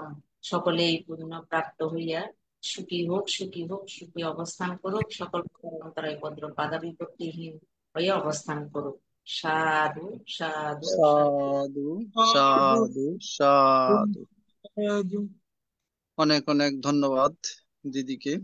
এখন অভিমত ব্যক্ত করবেন বাবু হৃদয় সিংহ। নমো তাস্সা ভগবতো অরহতো সাম্মা সম্বুদ্ধাস্সা। সেই ভগবান অরহত তথাগত সম্মুখ সম্বুদ্ধকে নত শিরে বন্দনা করিতেছি। আজকের আশীর্বাদক বান্তের সহ প্রধান ধর্মদেশক বান্তের সহ সকল গুণত মহান ভিক্ষু সংঘকে। আমি ভেবেছিলাম বোধহয় আজকের প্রোগ্রাম শেষ, তারপর আমাদের শ্রদ্ধেয় বান থেকে দেখলাম, ওনাকে দেখলে যেমন ভালো লাগে, তেমনি আজকে খুবই সুন্দর দেশনা করেছেন। এই কারণে গুরুত্বপূর্ণ একটি বিষয় নিয়ে দেশনা করেছেন। এই জন্য ভান থেকে আবারও আহ, বন্দনার সহিত ধন্যবাদ ও কৃতজ্ঞতা জ্ঞাপন করছি। তো প্রবারণা সম্পর্কে বলেছেন, আমি লাস্টের দিকে একটু শুনেছি। প্রবারণা বলতে আমাদের যে আগের ভুল ভ্রান্তিগুলো, এগুলো আমরা বারণ করি এবং নতুন করে সুন্দর যেটা এটা গ্রহণ করি। মানে ভুল ভ্রান্তিকে বারণ এবং মৈত্রী করুণা গুণাবলী যে সমস্ত আছে এগুলোকে বরণ। তো ভ্রান্তি যেটা বলেছেন আসলে খুবই সত্য কথা। আমাদের মধ্যে কিছু অপসংস্কৃতি ঢুকে গেছে। ওই ফানুস উড়ানোটাকে অনেকেই উৎসব মনে করেন, আমাদের দেখা, কিন্তু অন্যান্য যে ধর্মাবলম্বীরা আছেন ওনারাও দেখি মাঝে মাঝে উড়ায়, যদিও এটা কম দেখা যায়। তারপরে এটা ওই সঠিক তথ্যটা না যাওয়াতে এই অবস্থা। এটা কি কারণে উড়ায়? ওই যে চূড়ামণি চত্বরকে শ্রদ্ধা নিবেদন করে, এই যে সঠিক তথ্যটা এটা না দেওয়াতে অন্যান্য যারা আছেন ওনাদের কাছে এটা একটা সাধারণ উৎসবের মতো হয়ে গেছে। আর ভান্তে যেটা বললেন এটাও ঠিক, আমাদের মধ্যে এখন যদিও বছরে একবারে একটা আনন্দ অনুষ্ঠান কঠিন চিবর বা প্রবারণা, তবুও দেখি যে ওই ডিজে গান লাগিয়ে বিভিন্ন কিছু লাগিয়ে নাচানাচি যেটা করেন, হয়তো এটা সাময়িকভাবে আমাদের চোখে আনন্দ মনে হয়, কিন্তু ধর্মীয় দৃষ্টিকোণ থেকে তো এটা ঠিক নয়। তো বর্তমানে সাংস্কৃতিক অনুষ্ঠান বিভিন্ন রকম করে, তো এসব না করে আমরা যে পাল্টা কীর্তন বা বুদ্ধের গুণকীর্তন এগুলো তো করা যায়। এগুলো করলে অন্তত বুদ্ধের সেই ধর্মটা কিছুটা তাদের মুখ থেকে প্রকাশিত হয়। তো যাক, এটা বললাম যে কেউ কিছু মনে করবেন না। ওই যে ভান্তের কথার প্রসঙ্গে ভান্তে যেটা বলছেন, আসলে আমার থেকে খুবই ভালো লাগছে। আমাদের মধ্যে কিছু অপসংস্কৃতি যে ঢুকে যাচ্ছে, এগুলা আমাদের এই বর্তমান প্রজন্ম, পরবর্তী প্রজন্ম, এগুলা দেখানোর মাধ্যমে জানা দরকার আমরা কেন এই প্রবারণা পালন করি, কেন কঠিন চিবদান করি। এগুলা যে কোনো সাধারণ উৎসব নয়। যেমন আমরা যখন পানুষ উত্তোলন করি, আমার জন্ম অবধি আমি শুনিনি যে কখনো পানুষ কারো বাড়ি ঘরে পড়তে বা কোনো কিছু হইতে, এগুলা খালি জায়গার মধ্যে পড়ে। তো এটাও ধর্মের একটা প্রভাব, সেই বুদ্ধেরই একটা প্রভাব, ওনার ধর্মের একটা গুণ। এগুলো আমরা জানা দরকার। পূজনীয় ভান্তে আজকে খুব গুরুত্বপূর্ণ বিষয় উনি তুলে ধরেছেন। আবারও বন্দনা, কৃতজ্ঞতা জ্ঞাপন করছি। জগতে ভগবান বুদ্ধের এখন আমরা যদি দেখি দুই প্রকার পূজা এখন প্রচলন। একটা তো আমরা যেটা এই ফল ফুল দিয়ে করি এইটা, আরেকটা কিন্তু মেইন পূজা যেটা, এটা হলো যে ওনার আর্য অষ্টাঙ্গিক মার্গ, শীল সমাধি প্রজ্ঞা, বিদর্শন ভাবনা, এগুলোর অনুশীলন করে নিজেকে আলোকিত করা, অন্যকে আলোকিত করা। বুদ্ধ কিন্তু সরাসরি বলেন নাই আমাকে ধূপ দিয়ে পূজা করো বা আমাকে ভোগ দিয়ে পূজা করো, বিভিন্ন দ্রব্য আদি দিয়ে পূজা করো। উনি বলেছেন যে তুমি যদি আলোকিত হও, আমার ধর্ম যদি অনুশীলন করো, তাহলে আমার প্রকৃত পূজা হবে। পরিনির্বাণ সূত্রে যেটা বলেছেন, যখন আনন্দবান্তে যখন শায়িত হলেন সেই মহাপরিনির্বাণ মঞ্চে, তখন 10,000 চক্রবাল থেকে সমস্ত দেবতারা এসে ওনাকে সেই দিব্য পুষ্পমাল্য দিয়ে পূজা নিবেদন করেন। এবং পুরা এই কুশীনগর ফুল হয়ে গিয়েছিল। আকাশে দেবতারা বুদ্ধকে দেখার জন্য স্থিত হয়ে গিয়েছিলেন। তখন ভগবান তথাগত বুদ্ধ বলেছিলেন, এই যে দেবতারা আমাকে পূজা করতে এসে, দেখছো আনন্দ, এটা কিন্তু আমার প্রকৃত পূজা নয়। এই যে দিব্য পুষ্পমাল্য দিয়ে দেবতা এবং মনুষ্যগণ আসছে পূজা করার জন্য, এই দ্বারা বুদ্ধের প্রকৃত পূজা সম্ভব নয়। যদি কোনো মানুষ আমার পরিনির্বাণের 1,000 বছর পরেও এই ধর্ম অনুধর্ম অনুশীলন করে, তাহলে আমার প্রকৃত পূজা হবে। তো এটা কেন বললাম? তো আমাদের পূজনীয় ভান্তে যে বলেছেন যে শুধু উৎসব পালন যে আমাদের প্রকৃত ধর্ম নয়, এটা আমাদের পূজনীয় ভান্তে বলেছেন ধর্মগুলা অনুশীলন করার জন্য। এবং এইটাই সঠিক। এই দ্বারাই বুদ্ধের পূজা সম্ভব। মহাযানীরা বলে প্রত্যেকের মধ্যে নাকি বুদ্ধঙ্কর আছেন। তেমনি আমরা যদি সম্যক সম্বুদ্ধ পারমি, এটা অত্যন্ত কঠিন। এটা পূরণ না করতে পারলেও আমরা যদি এই ধ্যান সাধনা বা দান পারমি পূরণ করতে পারি স্তরে স্তরে, কোনো এক জন্মে সুতাপন্ন শক্তিদাগামী অনাগামী অরহত হওয়া সম্ভব। আমরা যখন বিদর্শন ভাবনা করি, তখন আমাদের দিয়ে একটা প্রার্থনা করান আচার্যগণ, যে ইদাং মে পুয়াং অনাগতে বুদ্ধি জ্ঞানাং পটিলাবায়া সম্বদ্ধত নিব্বানাসা পাচ্চায় হতো। অর্থাৎ আমরা যাতে সেই বুদ্ধি জ্ঞানের আনিশংস অংশ যাতে লাভ করতে পারি কোনো না কোনো জন্মে, তো সকলের ভিতরে সেই শক্তিটা আছে। আমরা যাতে এই শক্তিটাকে জাগাতে পারি, বুদ্ধের সেই ধর্মকে অনুশীলন করতে পারি, এই কামনা প্রার্থনা রাখছি। পরিশেষে আবারও পূজনীয় ভান্তেদের বন্দনা এবং আমার বড় যারা আছেন ওনাদেরকে প্রণাম জানাচ্ছি। সকলে ভালো থাকুন, সুখে থাকুন এবং আমাদের যে কঠিন চিবদান উৎসব আসছে, সকলেই অংশগ্রহণ করে নিজেদের জীবনকে ধন্য করুন।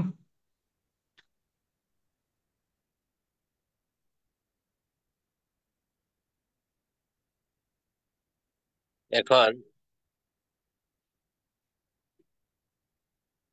বলেন। সাধু সাধু। যে আমাদের উপস্থাপক দাদাকে বলছি, আপনি কিছু বলুন। আচ্ছা, আমার বড় দাদার পরে আমি বলছি। এখন অভিমত ব্যক্ত করবেন শ্রদ্ধেয় শ্যামল বড়ুয়া দাদা। দাদাকে নমস্কার জানাচ্ছি। নমস্কার দাদা। আসলে আমি হুম। আমার ওয়াইফাইটা চলে গেছে, কারেন্ট চলে যাওয়াতে আমি কিছুক্ষণ ডিটাচ ছিলাম। আপনাদের মূল্যবান কথাগুলি আমি শোনার সুযোগ হয়নি। আমাদের হৃদয় সিংহ দাদার কথা আমি কিছুটা শুনেছি, এর আগে কারা বলেছেন আমি শুনিনি। আমি আসলে বঞ্চিত হয়েছে আর কি মনে করি। যাই হোক, আমি প্রথমেই ভগবান বুদ্ধ ধর্ম সংঘ ত্রিরত্নকে নতশিরে বন্দনা জানাচ্ছি। বন্দনা জানাচ্ছি আমাদের আইটিএসএস পেজের আশীর্বাদক মহামান্য ভারতের ষষ্ঠ সংঘরাজ পূজনীয় মন্ত্রের চরণে বন্দনা জানাচ্ছি। আজকের প্রধান ধর্ম আলোচক এবং আইটিএসএস পেজের প্রধান উপদেষ্টা এবং সমন্বয়ক পূজনীয় ভান্তের চরণে, এবং জুমে লাইভে যে সমস্ত ভিক্ষু সংঘ শ্রমণ সংঘ আছেন তাদের সবার প্রতি আমি নতশিরে বন্দনা জানাচ্ছি, শ্রদ্ধা কৃতজ্ঞতা জানাচ্ছি। আমাদের আইটিএসএস পেজের প্রতিষ্ঠাতা পরিচালক শ্রদ্ধা মিলন বড়ুয়া দাদা, প্রধান উপদেষ্টা আমাদের উপদেষ্টা শ্রদ্ধেয় মৃদুল কান্তি সিংহ দাদা, এবং সঞ্চালন বিষয়ক উপদেষ্টা শ্রদ্ধেয় প্রবীর সিংহ দাদা সহ যে সকল সদ্ধর্ম প্রাণ উপাসক উপাসিকা দাদা দিদিরা আছেন, সবাইকে আমি নমস্কার এবং আমার অনুযোগের আমি মৈত্রীময় শুভেচ্ছা জানাচ্ছি। পূজনীয় বান্তে আসলে যদিও অগোছালো বলেছেন, আজকে এই প্রবারণার আপনার সম্পর্কিত, যেহেতু গত পরশুদিন প্রবারণা উদযাপিত হয়েছে, প্রাসঙ্গিক একটা বিষয় নিয়ে পূজনীয় বান্তে অনেক সারগর্ভ মূল্যবান অনর্গল ভাষায় সুন্দরভাবে আমাদের সামনে উপস্থাপন করেছেন। এই জন্য পূজনীয় বান্তেকে কৃতজ্ঞতা জানাচ্ছি। পূজনীয় বান্তে যদিও বা প্রবারণা বিষয় নিয়ে কথা বলেছেন, অনেকগুলি আনুষঙ্গিক কোরিলেটেড করেছেন পূজনীয় মন্ত্রে, যেমন প্রবারণা কি বিশদভাবে পূজনীয় মন্ত্রের দেশনায় চলে এসেছে। আমি যদি এভাবে বলতে চাই, প্রবারণার গুরুত্ব তাৎপর্যগুলি পূজনীয় মন্ত্রে দেশনা করেছেন। প্রবারণা নিয়ে ভগবান বুদ্ধের বিনয়, এই বিষয়টা পূজনীয় মন্ত্রে সুন্দরভাবে উপস্থাপন করেছেন। তারপর প্রবারণার সাথে সম্পর্কিত যে ফানুস উত্তোলনের আজকালকার অপসংস্কৃতি, যে ক্ষতিকর দিক, এগুলি নিয়ে পূজনীয় মন্ত্র আলোকপাত করেছেন। বিহারের ভাব গাম্ভীর্য আপনার রক্ষায় ভিক্ষুদের করণীয় অকরণীয়, আমাদের দায়কদের ভূমিকা, এগুলি নিয়েও পূজনীয় মন্ত্রে মূল্যবান আসলে এগুলো কথাগুলি বলেছেন। এই ধর্ম দেশনা আমরা বিভিন্ন জায়গায় যখন ধর্ম দেশনা শুনতে যাই, আমাদের গুরুত্বটা কোন দিকে দেওয়া উচিত, শুধু বাচনভঙ্গির প্রনাউন্সিয়েশন আপনার অনর্বশী বক্তা হলে যে মূল্যবান বক্তৃতা দেশনা নয়, এটা পূজনীয় মন্ত্রে আমাদের সামনে উপস্থাপন করেছেন। গৃহীদের করণীয় অকরণীয়, আপনার আসলে এই জিনিসগুলি অত্যন্ত স্পর্শকাতর বিষয় বর্তমান সময়ে। আপনার বিহারে ভিক্ষুদের সাথে আপনার আমাদের দায়ক সঙ্গের অনেকে গিয়ে পূজনীয় বান্তুদেরকে গৃহীদের আপনার এই ফেরালাল মনে করে আর কি অনেকটা। এটা আমাদের এগুলি আমাদের ভুল ভ্রান্তিগুলি, এগুলি আসলে আমাদের পূজনীয় বান্তের দেশনার মাধ্যমে এগুলো আমার অবগত হওয়ার সুযোগ হয়েছে। পূজনীয় বান্তের দেশনায় রাখাইন সম্প্রদায়ের সংস্কৃতি সম্পর্কে আমরা একটু জানতে পেরেছি। এরপর আপনার বুদ্ধের শিক্ষার বিভিন্ন ধর্ম দর্শনের বিভিন্ন দিক পূজনীয় বান্তে আলোচনা করেছেন। এরপর ভগবান বুদ্ধের আপনার প্রাত্যহিক গৃহ জীবনের গৃহীদের জন্য যেগুলি দেশনা করেছেন, এবং এগুলি কোনো বায়বীয় কোনো বিষয় নয়, অতি প্রাকৃত কোনো বিষয় নয়। আপনার পূজনীয় মন্ত্রের দেশনার মধ্যে এই জিনিসগুলি চলে আসলে, যদিও বা প্রবারণা নিয়ে পূজনীয় মন্ত্রে দেশনা করেছেন, অনেকগুলি বিষয় আমাদের জানার সুযোগ হয়েছে। এই জন্য পূজনীয় মন্ত্রের প্রতি কৃতজ্ঞতা জানাই। আসলে আসলে আমাদের এই প্রবারণা পূর্ণিমাটা এই এমন একটা পর্যায়ে চলে গেছে, আমি এই কয়েকজন ভান্তের দেশনা লেখালেখি আপনার আজকাল সামাজিক যোগাযোগ মাধ্যমে এগুলি আপনার লেখা আসছে, এগুলি জানার সুযোগ হয়েছে। আমি পূজনীয় ভান্তের এগুলি বান্তের দেশনা শুনেছি। বান্তে অনেকগুলি দিক আজকের দেশনা তুলে ধরেছেন। আমরা গত পরশুদিন এই বনবিহারে প্রবারণা পূর্ণিমা উদযাপিত হয়েছে। ওখানে তো আপনার হাজার হাজার মানুষ হয়, বেশ কয়েক হাজার মানুষ হয়, কমপক্ষে ধরেন 5-7 হাজার তো মানুষ হবেই। আপনার ওখানে এই আপনার দুইটা সারিতে ভাগ করা হয় আর কি। এই মাঠটাকে আপনার দুই ভাগে ভাগ করা হয়। প্রথমে আপনার এই পূজনীয় মধ্যে এইগুলি ভিক্ষুদের ব্যাপারে বলেছেন। আমাদের এখানে দায়কদের দিয়ে যেগুলি করানো হয়েছে, উপাসক উপাসিকা যারা এক পাশে বসেন তারা অর্ধেক দাঁড়াবে আর কি, আর অর্ধেক বসে থাকবে। আর অর্ধেক দাঁড়িয়ে আপনার এগুলি নাকি আমাদের পূজনীয় বনমান্তের এইভাবে এগুলি নিয়ে কালচারটা সৃষ্টি করে দিয়ে গেছেন। তখন সবাই একজনে পাঠ করবে ওই মাইকের মধ্যে, আর বাকি উপাসক ওই অর্ধেক, যদি 5,000 হয় ধরেন 2,500-এর মতো এক পাশে যারা বসছে মাঠের এক পাশে, তারা সবাই আপনার এই 2 হাত দাঁড়িয়ে 2 হাত এইভাবে করে এগুলি এই উচ্চারণ করবে আর কি। উচ্চারণের মেন কথাগুলি হচ্ছে আপনার এই এই আমার বর্ষাবাস যাপনকালীন সময়ে যদি আমার সম্পর্কে কোনো দোষ বা কোনো অপরাধ যদি আপনারা দেখিয়া থাকেন, শুনিয়া থাকেন বা অনুমান করিয়া থাকেন, আমি পূজনীয় ভিক্ষু সংঘের সমীপে এগুলি প্রকাশ করছি, আমাকে ক্ষমা করুন। তখন বাকি অর্ধেক যারা বসেছিল তারা সবাই হাত তুলে সাধু সাধু বলবে। এটার পর যারা প্রথমে দাঁড়িয়েছিল তারা বসে যায়, এরপর যারা বসেছিল তারা দাঁড়াবে, তারা ওইভাবে আবার বলবে, এবং পূর্বোক্ত যারা দাঁড়িয়ে বলেছিলেন তারা আবার সাধু সাধু সাধুবাদ দেবেন আর কি, এইভাবে ইয়া করবে। আসলে এই পূজনীয় বনমন্তে বলেছিলেন আপনার নাকি আপনার এই এই সমস্ত আসলে তো প্রবারণাটা হচ্ছে আত্মশুদ্ধিতার মাস। পূজনীয় মন্ত্রে বলেছেন ওই যে আহ্বানের কথা বলেছেন, আসলে এটার সাথে আর কি আত্মশুদ্ধিতার মাস। আমরা এই নিজের অপরাধ গলত এগুলি স্বীকার করে না, পূজনীয় মন্ত্রী এই কথাগুলি বলেছেন। এগুলি গৃহীদের দ্বারাও এখানে এই রাঙ্গামাটি রাজবনিমের এগুলি ইয়া করা হয় আর কি। আসলে অনেকগুলি দিক, প্রবারণার দিক আপনার এই এই 3 মাসের বর্ষাব্রতের পর আমাদের এখন পূর্ণময় একটা মাস, কঠিন চিবদানের মাস চলছে। সারা বৌদ্ধ জনপদের মধ্যে একটা আসলে আপনার ধর্মীয় আবহাওয়া সৃষ্টি হয়েছে এখন। আপনার এই আমি কয়েকটা বিষয় নিয়ে একটু আমার কাছেও বেশ খটকা মনে হয়েছে আর কি, এই পূজনীয় ভান্তের একটু দৃষ্টি আকর্ষণ করছি। আমি কয়েকজন মহাপণ্ডিত ভান্তে ওনাদের কথায় এইভাবে বলেছেন আর কি আপনার, আমার নিজের কাছে আমার কাছে এটা নতুনত্ব মনে হয়েছে আর কি। আপনার যারা ভক্তিবাদী তারা নাকি স্বর্গকে বিশ্বাস করতেছেন, যারা যুক্তিবাদী তারা নাকি স্বর্গের অস্তিত্ব নিয়ে এখন সন্দিহান। এই আমি বুদ্ধি অন্বেষণ নামে একটা পেজ আছে, এই পেজের মধ্যে আমাদের পণ্ডিত প্রভাত শ্রদ্ধেয় এই পূজনীয় প্রজ্ঞাবংশ মহাস্তবীর উনি একটা পেজে ছিলেন আর কি দাদারা। আমি ওখানে এই আলোচনার মধ্যে পূজনীয় আমাদের এই পণ্ডিত প্রজ্ঞাবংশ মানতে উনি ইনডাইরেক্টলি কিন্তু আপনারা স্বীকার করেছেন, অর্থাৎ স্বর্গ বলতে কিছু নেই, এগুলি মানসিক অবস্থা। এইভাবে অনেক কথাবার্তা হয়েছে এটার উপর। আমি এরপর আমাদের ডক্টর বড়সম্মতি পান্ত ওনার লেখায় উনি কিন্তু সন্দিহান প্রকাশ করেছেন স্বর্গের অস্তিত্ব নিয়ে আর কি। আমি কতটুকু কি আমার ক্ষুদ্র জ্ঞানে আমি জানি না, এগুলো মানসিক অবস্থা হিসাবে একতা। তাইলে আপনার যদি স্বর্গের অস্তিত্ব যদি প্রশ্নবিদ্ধ হয়, তাহলে আপনার চূড়ামণি চৈত্য বুদ্ধের কেশধাতু আপনার ওই যে অনমা নদীর তীরে যখন সংসার জীবন ত্যাগ করছিলেন, চুল কেটে যখন এগুলি উপরে ছেড়ে দিয়েছিলেন, এগুলির স্বর্গের দেবতারা নিয়ে তাওয়াতিংশ স্বর্গের চূড়ামণি জাতি তৈরি করে ওখানে পূজা করতেছেন, এগুলি তো আসলে প্রশ্নবিদ্ধ হয়ে যায়। কিন্তু আমরা আমি পূজনীয় মান্তের দেশানুগুলি থেকে আমার খটকাগুলি আমি পূজনীয় মান্তের কাছে এগুলি প্রকাশ করছি আর কি।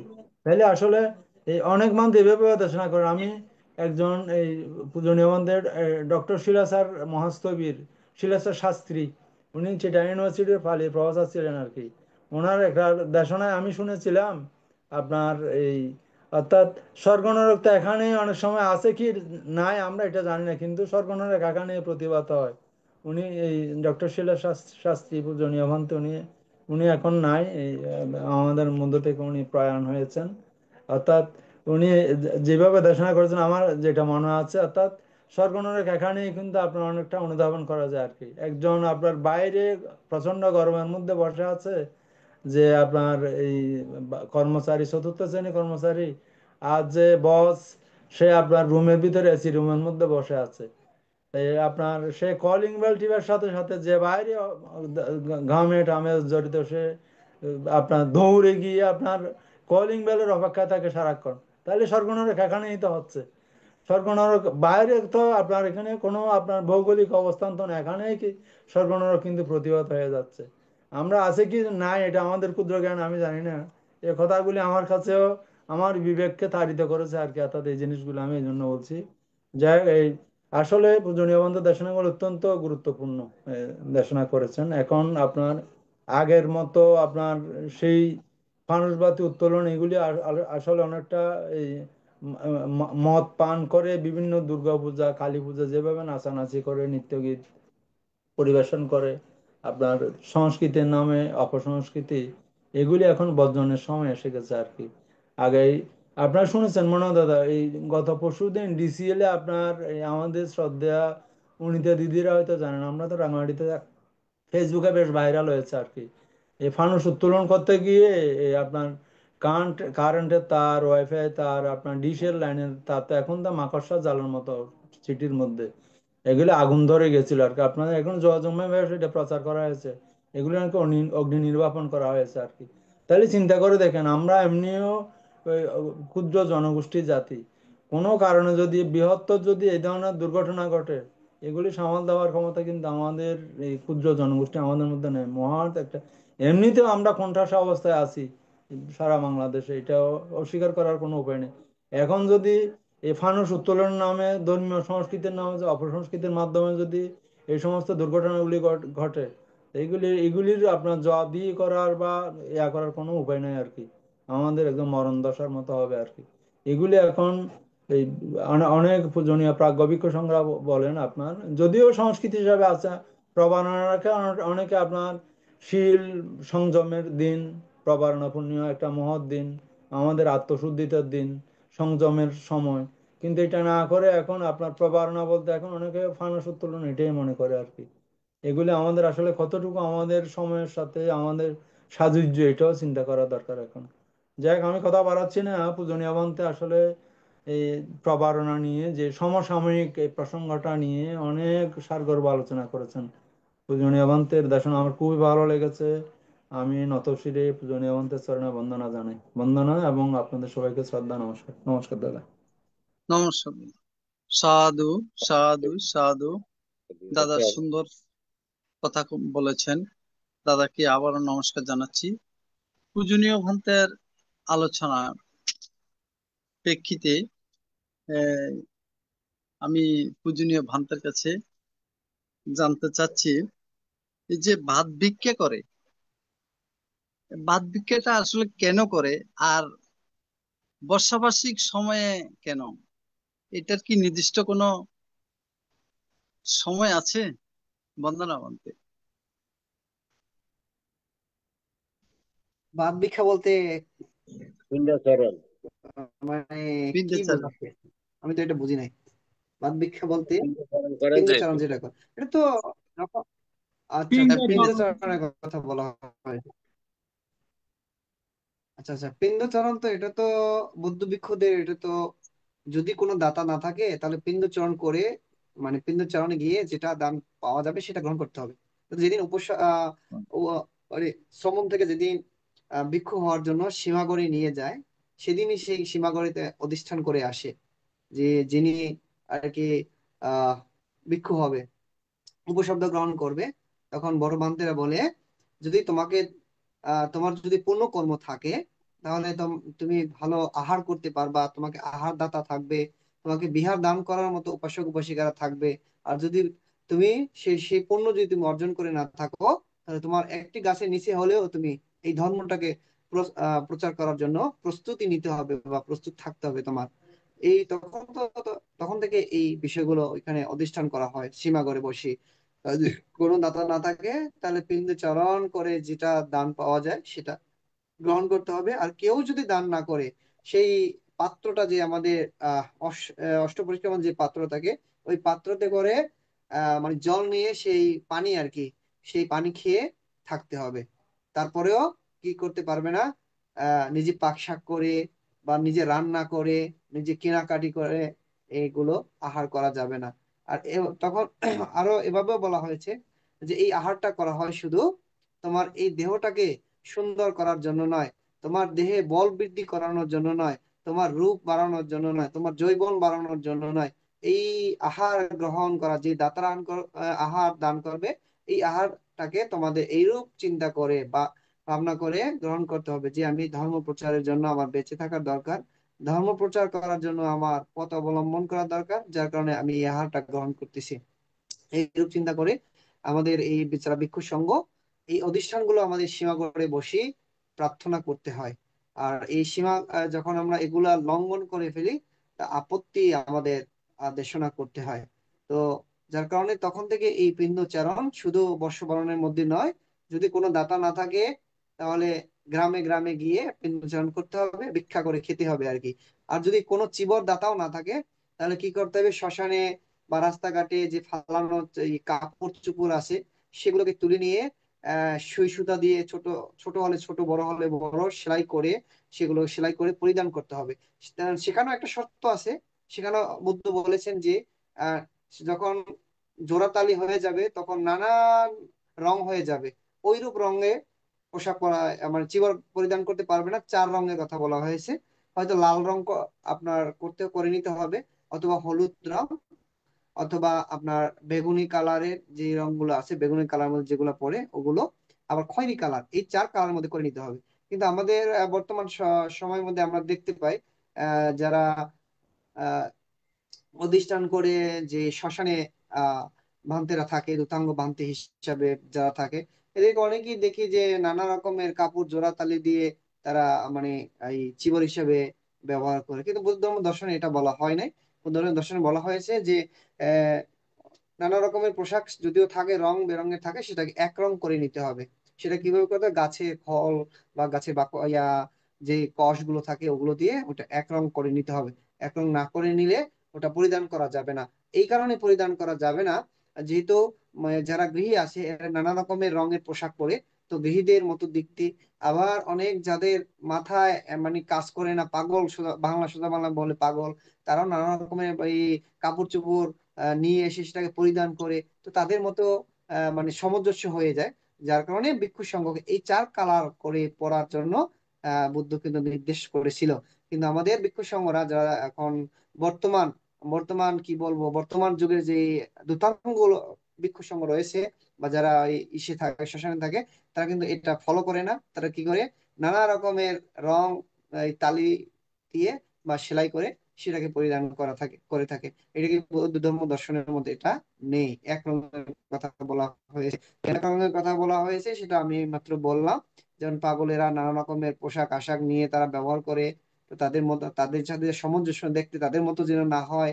আবার অনেকে যারা দরিদ্র গরিব রয়েছে তারা নানা রকমের চেরা পোশাক তুলে তারা সেলাই করে পড়তে পারে, তাদের সাথে যেন এক সামঞ্জস্য না হয়। ভিক্ষু সংঘকে দেখলে যে মানুষ চিনতে পারে বা শ্রদ্ধা আসে, বা তাদেরকে যেন বলতে পারে যেটা ভিক্ষু সংঘ, এই বিষয়টাকে উপস্থাপনা করার জন্য এই রংটা বিশ্লেষণ করা বা এই রং এর নির্দেশনা করা হয়েছে। তো আর পিণ্ডচরণ যেটা, সেটা শুধু বর্ষবরণের সময় নয়, এটা সব সময়, যাদের দাতা নাই, যে বিহারে দাতা থাকবে না বা সেখানে আপনার পিণ্ডচরণ করে খেতে হবে। বর্তমান সময়ে তো অনেকগুলো বিহার আছে বানতে নাই, আবার অনেক গ্রামের বিহার গুলোতে অনেক পাড়া মানে ঘর বাড়ি রয়েছে সাং দেওয়ার মতো, তারা পালাক্রমে সাং দান করে। আর বুদ্ধকালীন সময় তো অতগুলো ছিল না, হাজার হাজার লাখে লাখে বুদ্ধ ভিক্ষু ছিল।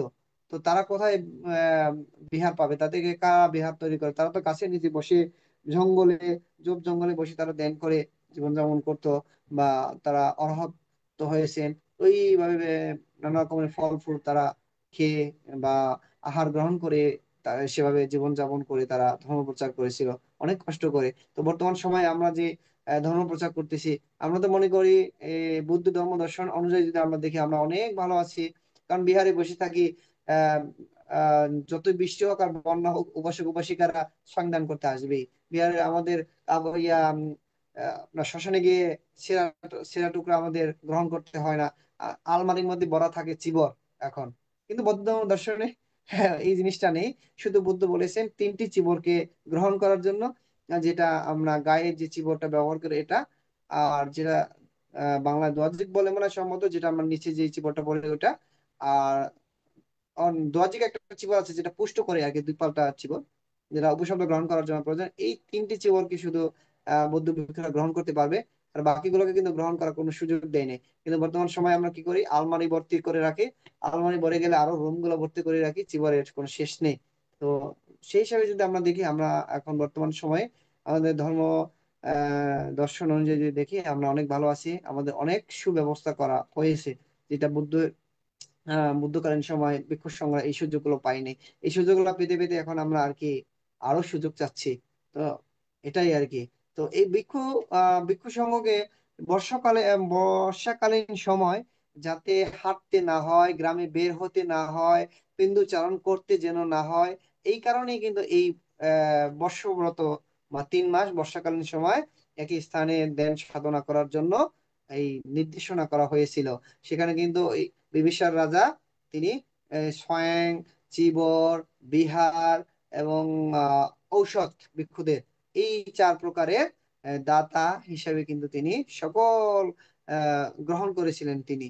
এরপরে যখন এই নিয়মটা যখন চালু হয়ে গেল, তখন যেই পাড়ায় বা যে স্থানে ভিক্ষু সংঘ বসবাস গ্রহণ করবে, তখন কিন্তু ওই পাড়ার উপাসক সকলে মিলিতভাবে এইভাবে প্রার্থনা করে থাকে, ভান্তে আপনি আমাদের বিহারে যে এই বসবাস থাকার জন্য আমরা বিনীতভাবে বা নতশিরে বন্দনা জানিয়ে আমরা প্রার্থনা করতেছি। আপনার স্বয়ং, চিবর, ঔষধ, বিহার, এগুলো আমরা সম্পূর্ণভাবে দায়িত্ব গ্রহণ করিলাম। যদি দায়িত্ব গ্রহণ না করে, তাহলে তো সেই ভিক্ষু সংঘরা আবার সেই বর্ষায় ভিজে ভিজে সেই রাস্তাঘাটে এই, বের হয়ে আবার পিণ্ডচরণ করতে হতো। কিন্তু এই শিক্ষাটা আমরা নেই নাই বিধায় আমরা কি করি, আমরা মনে করি যে বর্ষাকালের যে 3 মাস বর্ষবরণ, এই সময়কালে মনে হয় বৃষ্টিতে ভিজে ভিজে গলা সমান পানিতে আমরা এই সাঁতরিয়ে মানে পিণ্ডচারণ করলে মানে উপাসক অনেক পুণ্য অর্জন করতে পারবে, আর ভিক্ষুর সঙ্গে অনেক পুণ্য অর্জন করতে পারবে। আর এইরূপ যারা করে তাদেরকে তারা খুব শীলবান ভিক্ষু মনে করে, তাদেরকে তারা অনেক পণ্ডিত মনে করে, এবং সেই উপাসক উপাসিকারা বান্ধে যা বলে তাই দান করে থাকে। এই রূপ সিস্টেম হয়ে গেছে আর কি। তো আমাদের ধর্মটা দর্শন দর্শনে নয়, এখন ব্যবসায় পরিণত হয়ে যাচ্ছে। এই দিকে আমাদের সাধারণ প্রাণ উপাসক উপাসীদের খেয়াল রাখতে হবে। কারণ এক পক্ষ দিয়ে কিন্তু এটা হয় না, উভয় পক্ষের মধ্যে যদি এই সমঝোতা না থাকে, তখন কিন্তু এই দর্শনটা সঠিক দর্শন পাওয়া যায় না। ধন্যবাদ উপাসককে। বুঝতে পারছেন? সাধু, সাধু, সাধু। পূজনীয় থেকে আবারও বন্দনা জানাচ্ছি।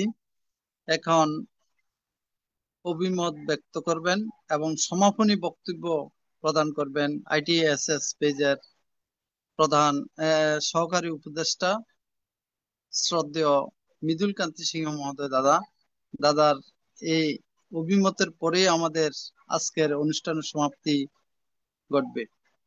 নমস্কার। ধর্ম বুদ্ধায়। জগতে বুদ্ধগণের উৎপত্তি সুখকর, জগতে বুদ্ধগণের উৎপত্তি অতি দুর্লভ। তিলক পূজ্য মানব মুক্তির কল্যাণকামী মহাকারণিক তথাগত সুন্দর সমুদ্র শরণ বন্দনা শ্রদ্ধা পূজা জ্ঞাপন করছি।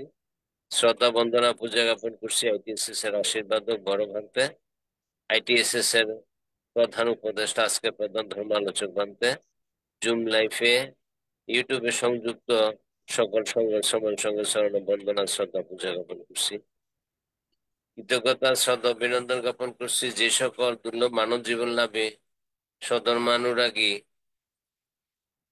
নিজেদের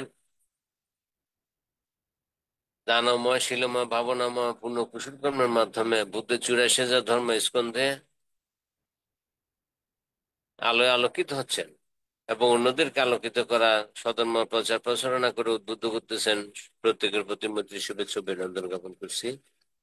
শ্রদ্ধা, কৃতজ্ঞতা, বন্দনা প্রত্যেককে প্রবরণার মৈত্রী শুভেচ্ছা অভিনন্দন জ্ঞাপন করছি। আজকে প্রধান ধর্ম আলোচক ভান্তে সুন্দরভাবে আলোচনা করেছেন।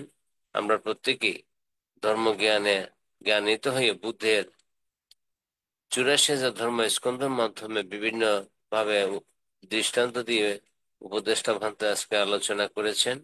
আমি আবারও প্রত্যেকের প্রতি সশভাবে বন্দনা শ্রদ্ধা পূজা জ্ঞাপন করে এইভাবে যাতে আমরা দুর্লভ মানব জীবন লাভ করে বৌদ্ধ পরিবারে জন্মগ্রহণ করে বুদ্ধের মুখ নিঃসৃত বাণী সঙ্গের মাধ্যমে আমরা শুনে নিজেরাই বুদ্ধ জ্ঞানে জ্ঞানিত হয়ে নির্বাক সদৃশ বীজ বপন করতে পারি, এই পূর্ণ কুশল কর্মের মাধ্যমে অধিষ্ঠান করে আজকে আমাদের অনুষ্ঠান সমর্পণ করছি। শ্রদ্ধেয় ভান থেকে বন্দনা, সবাইকে নমস্কার, শুভরাত্রি প্রবারণার অভিনন্দন। পূজনীয় বন্ধে, বন্দনা বন্ধে। হ্যাঁ, সাধু সাধু সাধু, মঙ্গল হোক, সবাই ভালো থাকবেন, শুভরাত্রি। শুভরাত্রি বন্ধে।